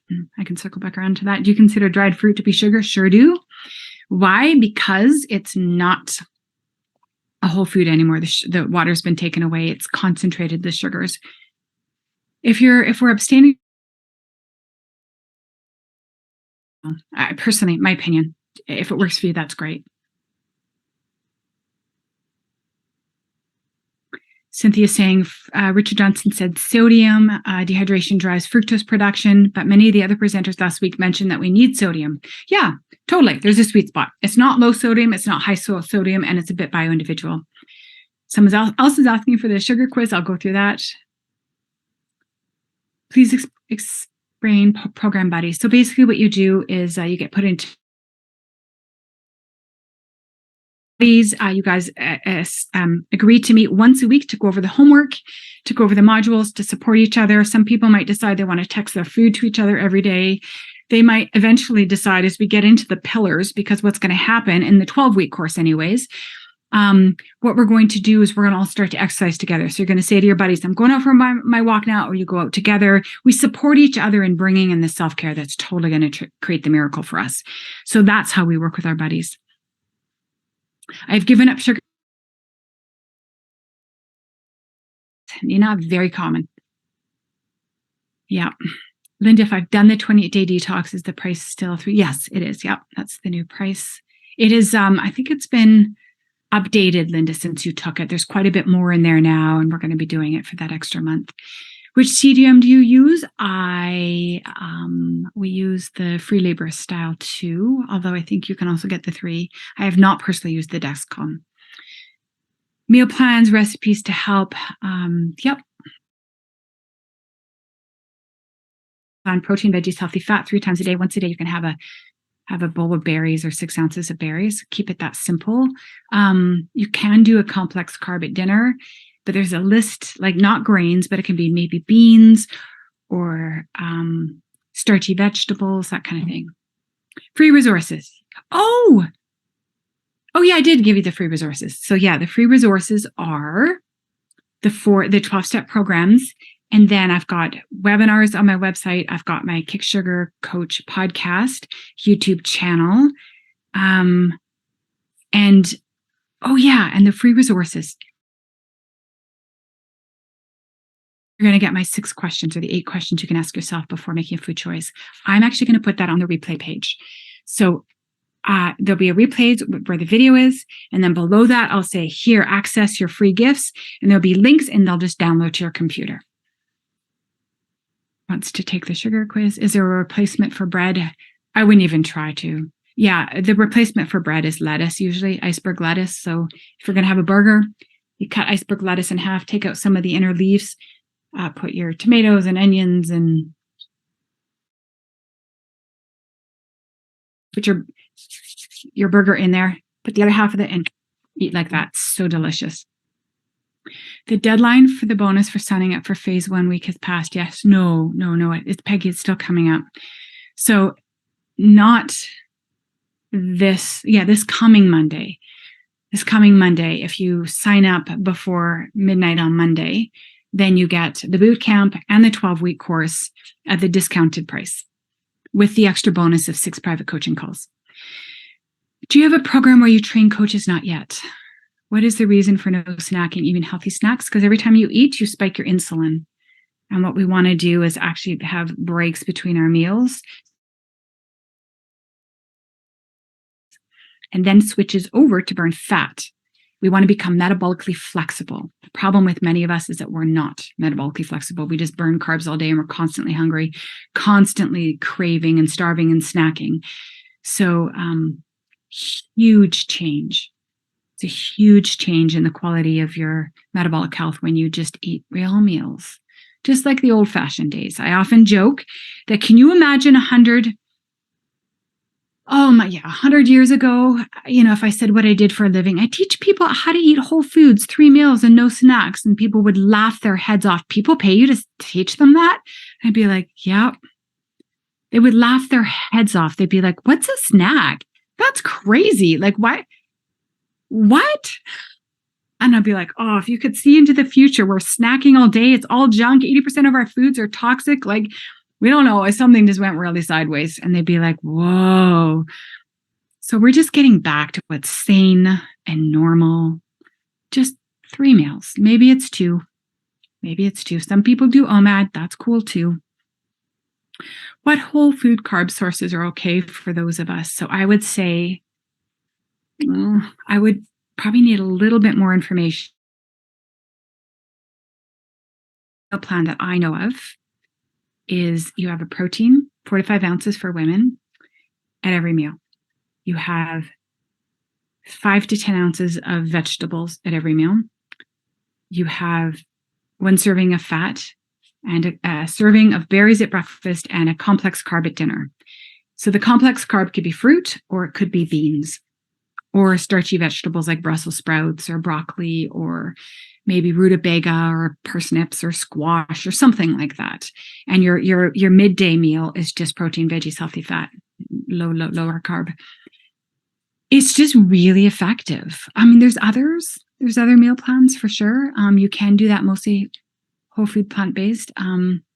Although beans are fairly carby. So I always say, get your CGM on. If you're doing just fine on them, great. And if you're not, if you're swinging like this, try going fish or eggs or something for a while. Steady yourself and see if you can go back. Your CGM's the boss. Your body's the boss. We don't eat according to textbooks or what worked for someone else. What is it about coffee that makes us want sweets? Because for many of us, coffee, chocolate, tea activates the dopamine reward pathway. And as long as that's activated, we can get Jonesy. Ooh, I just need a little something. Did your migraines go away? 90%. I occasionally still get a migraine, but almost 90%. Massive change. Do you do Weight Watchers program practicing? Can you do Weight Watchers? Sure. I imagine, Nancy, you can. You just eat only the whole food options. How about grass-fed beef collagen protein powder? I love collagen protein powders. I add them to my food plan. I definitely without stevia, no sweeteners, just one ingredient. So no snacking ever is the preference. And what time is it recommended to stop eating for the night? Yeah. Doing 3 meals, 12 to 1 for lunch. This is like just me literally channeling the wisdom of 50 years of 12-step recovery wisdom coming through here. I didn't invent this meal plan. None of this is original. Most of us are sharing 12-step meal plans because they've got so much data and success. So I'm just sharing that 12 to 1 for lunch-ish, and then 5 to 7 for dinner. Right? Some people do 2 meals. in menopause or for whatever reason, or maybe they're really overweight and don't have a really huge appetite anymore. A couple of meals is good. Some people just do OMAD. We do fast. When you have 3 meals, no snacks, you are fasting from dinner to breakfast in between meals, and it's very, very effective. You don't necessarily have to do more fasting. You can down the road, but you certainly don't have to begin with.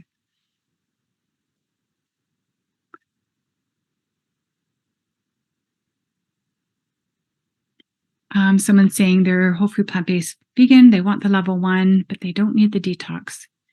She has a sugar dragon. Her name is Sapphire. Fire breathing, destroying everything in her path. I get it. Okay. Okay, great. No problem, Sheila. You don't have to do the detox. That's no problem. But if you sign up before Monday, you'll still get all the discounts and the better price and the 6 private coaching calls. If you're serious and not if you really want to do this, like gold standard. Why no sugar replacements? Because, oh my gosh, what's wrong with sweeteners if they have 0 calories?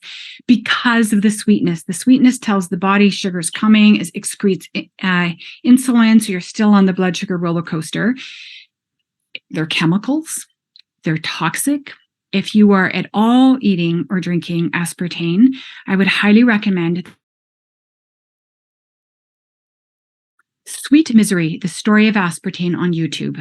The Sweet Misery, the story of aspartame on YouTube. Please, if anyone's still putting any aspartame in their body, I hope it's not a great documentary. It's old and it's grainy, but it does the job.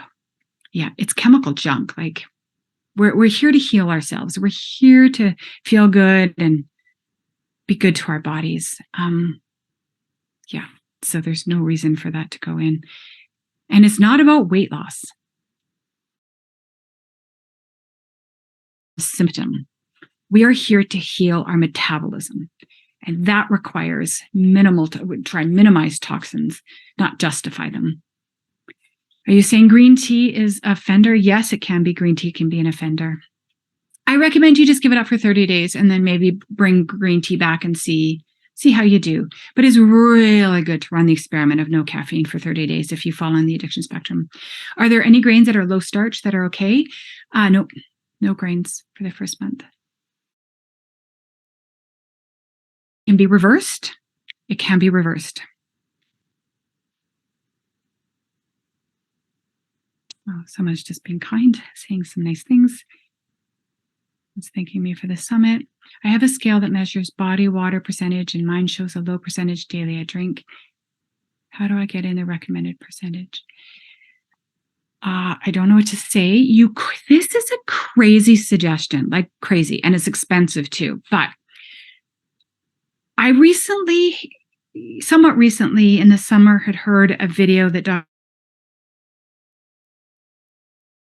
of his videos, and one of them was about how San Pellegrino water, carbonated water, the carbonation sometimes for some people can help them get better hydrated. So I was experimenting with that. Diggity dog.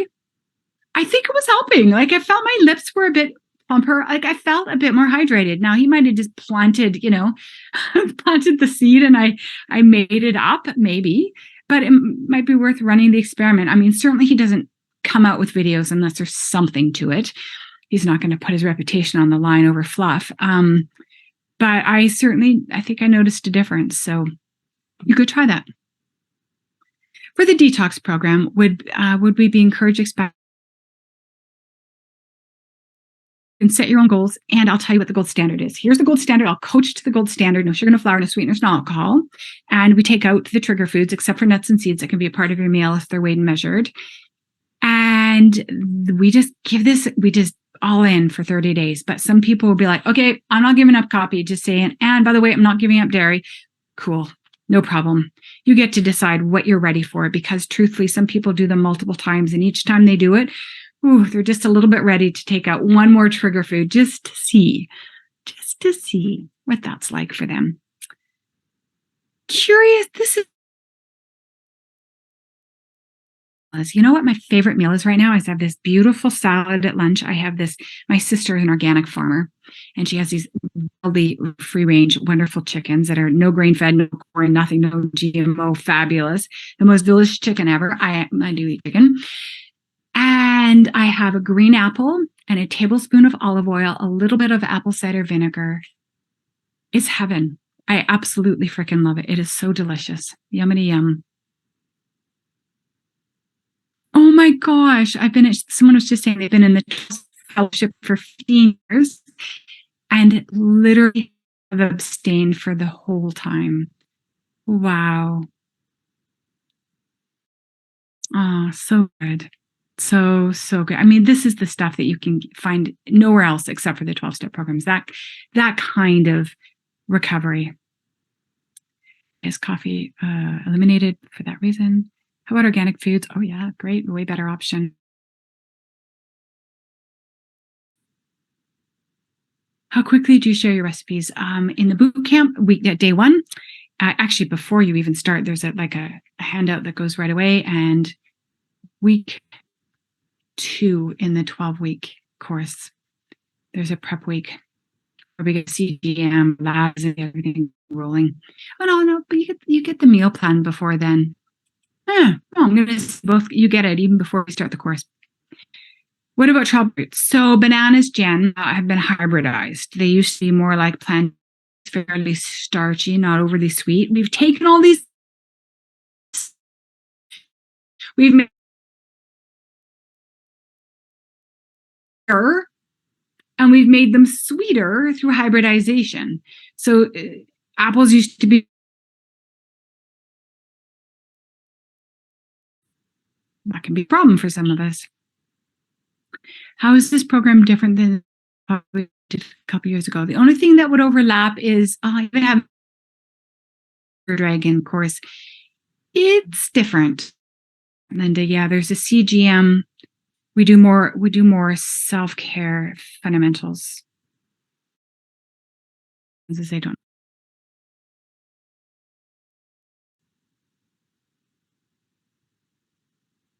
In your experience, can someone in recovery from sugar addiction eventually get by without weighing and measuring all their foods? Well, meals have to be planned and committed. Context for my questions. I've not been a restrictor or an overeater, but I have a hardcore sugar addiction on and off recovery. Yeah, I know. Everyone has to get. Try it, but hold you steady. I think of the scale as kind of like training wheels on back. It just keeps you from pulling.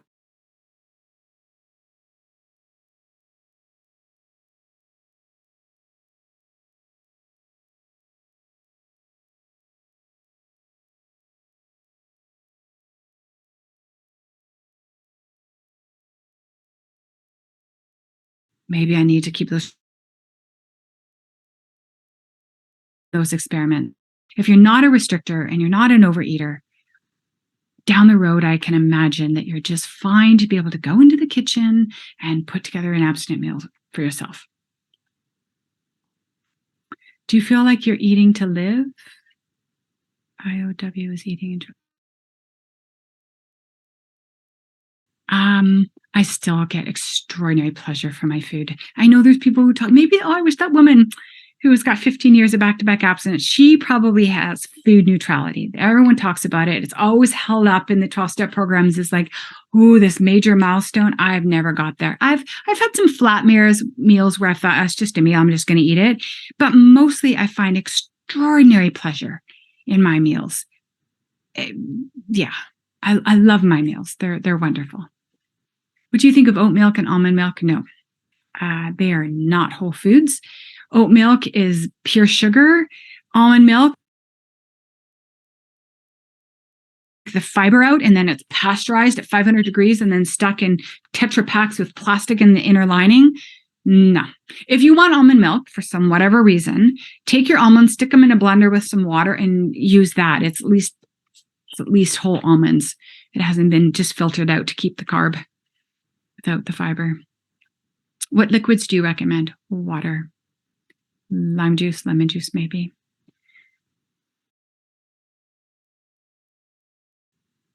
Yeah, some people were just saying that butter leaf lettuce works better for them as a bread substitute.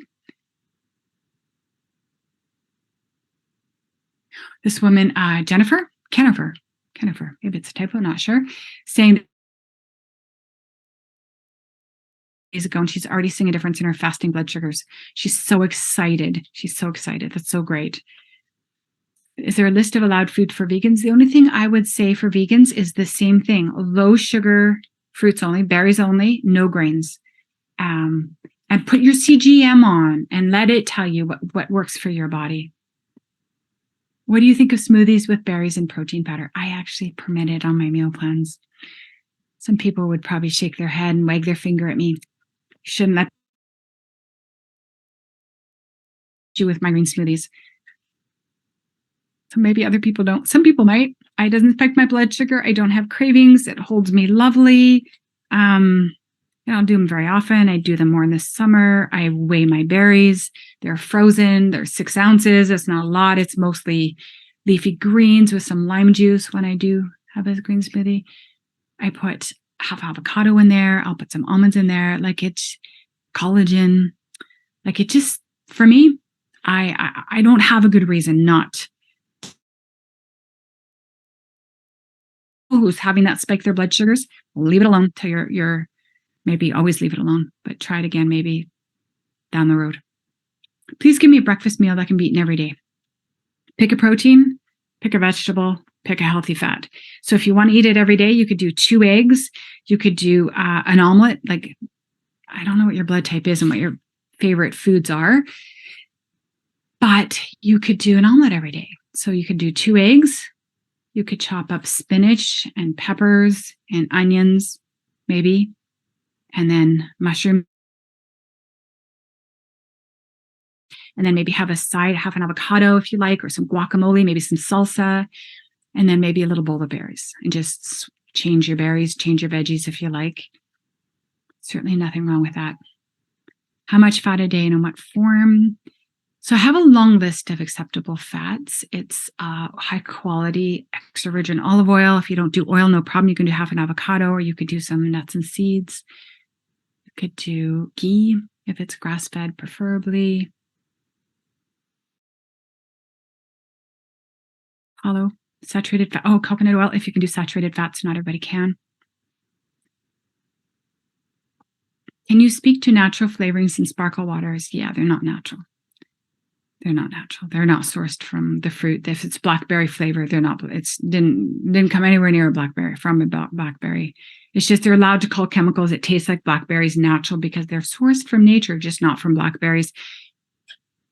I mean, you can drink them, but it's probably not a hill to die on. But just don't fall for the marketing. There was a speaker mentioning not to fast if your adrenals are stressed. Yeah. I think that's a common experience for some of us. Fasting can be very stressful. I find that just doing the 3 meals, no snacks, fasting from dinner to breakfast is tons of metabolic recovery can happen from there. I am sensitive to beans, some veggies experiencing bloating and digestive issues. No problem. Very common. Yeah, some people literally are so sensitive to plant-based that they need to go carnivore. That's when things start to turn around, and then they start to bring them back in slowly. Konjac noodles, I've never eaten them. I've never tried them. Feel free. No dairy. What about Greek yogurt? I would let all dairy go for the first 30 days when we do the detox. Are there supplements? That's a hard one to personalize. Vitamin D is common. Zinc is common. Magnesium is a common one that most people recommend. Probiotic. Digestive enzymes. Those are probably the big ones, I would say. Nutritional yeast is tricky. It has naturally occurring MSG, which can be an excitotoxin for the brain, and it can actually cause brain cell death. How do you not get bored with just eating whole foods? Oh my God. Your taste buds. We were designed to love whole foods. And when we get off all of the concentrated sweeteners and processed foods and all that junk, we are just delighted with an almond or black beans or tofu or chicken or steak or whatever. It's just perfectly delicious. I literally don't even use spices, or very, very rarely. Will this help bone loss? Yes. Yes, it does help bone loss. Getting off sugar is job number one because sugar leaches minerals from our bones. Oh, Diana's just saying that I am unique among summit leaders that she has seen and watched, and she's proud that I'm Canadian. She must be Canadian too. What about unsweetened almond milk? Yeah, it's not whole food. So Vicky's saying one of the reasons San Pellegrino hydrates is because it's filled with electrolytes. That's not true for me because I have a natural spring in Canada, an hour and a half away, a little less, literally like the San Pellegrino. High 300 parts per million, hugely fresh, cold, unbelievable, high quality spring water full of electrolytes, full of minerals. Electrolytes and minerals are the same. Electrolytes means minerals that are alkalizing. That's all electrolytes means. And I don't get the same kind of hydration. What do you eat for breakfast? Is it the same thing every day? No, I alternate. But I eat what I eat for breakfast, what I eat for lunch, what I eat for dinner can all be the same. I don't differentiate between a breakfast, a lunch, and a dinner. I can have steak and mushrooms and a salad for breakfast, and I can have eggs and steamed broccoli and some guacamole for dinner. I don't care. I no longer have this, oh, there has to be carbs or it has to be like this for breakfast and lunch has to be a sandwich and this and dinner can be, oh, good gosh, no. Avocado is okay as a healthy fat. What about ghee? Totally. Oh, herbal teas. Megan's like, can you drink herbal teas? Totally drink herbal teas. Oh, there's so much for catching that. Someone said I didn't realize almond milk was bad. No, it's not that bad. It's just not whole food. It's like we're whole food women, we're whole food men. That's the goal. That these processed things that have ingredients and they're pasteurized and packaged. And like if you want some almond milk, blend some almonds. But the almond milk that you're buying in the store doesn't have the fiber anymore. It's been filtered out. If you're going to drink cow's milk or almond milk, which would you pick? I don't know. Your call. How about plain egg white protein powder to make a smoothie? Sure. I think I can guess. Beth is like, I think I can guess, but what is your opinion of? This is my opinion of Ezekiel bread. Ezekiel bread is kind of like in that fairy tale when we were kids with the wolf that dressed up like the grandma. It's like, don't trust it. Oh no, that thing is ready to stab you in the back. It will keep, for many people, it is the thing that is, just give it time. Just give it time. It's got gluten. I know it's like not powdered. It's like not ground flour. It's like whole grains and sprouted and blah, blah. It's like, no, please give me a break. It's grains. Your body, well, use a CGM and see what your body says. But I certainly think that it is a tricky one. And a lot of people lose traction when they start going to Ezekiel bread. There are lots of keto bread recipes that you could experiment with. I tend not to suggest that we do fancy stuff like that. We recreate our favorites. In the beginning, keep it really simple. What oil do you cook with? I rarely fry food, but if I do, I would say it's avocado oil. Pretty exclusively. Chia seeds are fine. Tofu can cause hormone disruption. For some people, for others, it's healthy and helpful.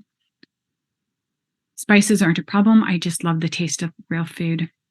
Blue, all of my coaching packages are in US funds. I had to pick one currency, so I picked the universal currency, and most of my clients come from there. Do you eat a bigger breakfast and a smaller dinner? Nope, same.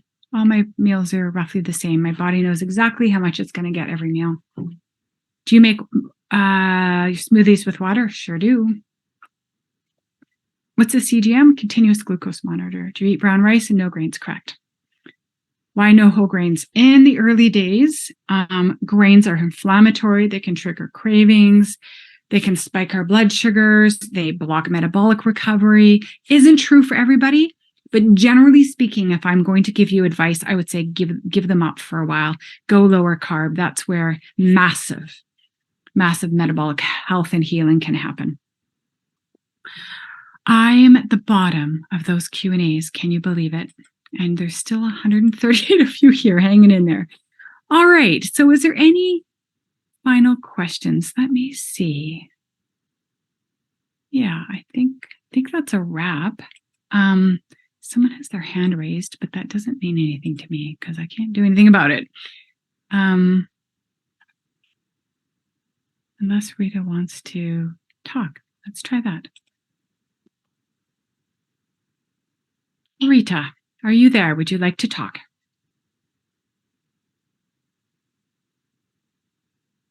Okay. How about Tammy? Tammy, would you like to talk? Your hand is up. Okay. Just so I'm not exposing these people, I will get those. Oops, cancel. Okay, there we go. Let's just call this a wrap for tonight. I hope that was helpful. Yeah, if you have any questions, you're welcome to email me. I will occasionally from time to time do other webinars. I love doing them. And I always, once the summit sort of settles and I get people into coaching programs and we all move on, take this information into our lives in whatever way makes sense for us, I will start to send out my weekly podcast interview. So to stay on the list, I don't actually overly email the list. I'm kind of mindful of that. So usually about once a week only, I send out a podcast and occasionally maybe notice of a workshop. So, all right. Thanks everybody for showing up tonight. I hope that was helpful to you and all the very best on your journey. Bye-bye. Recording.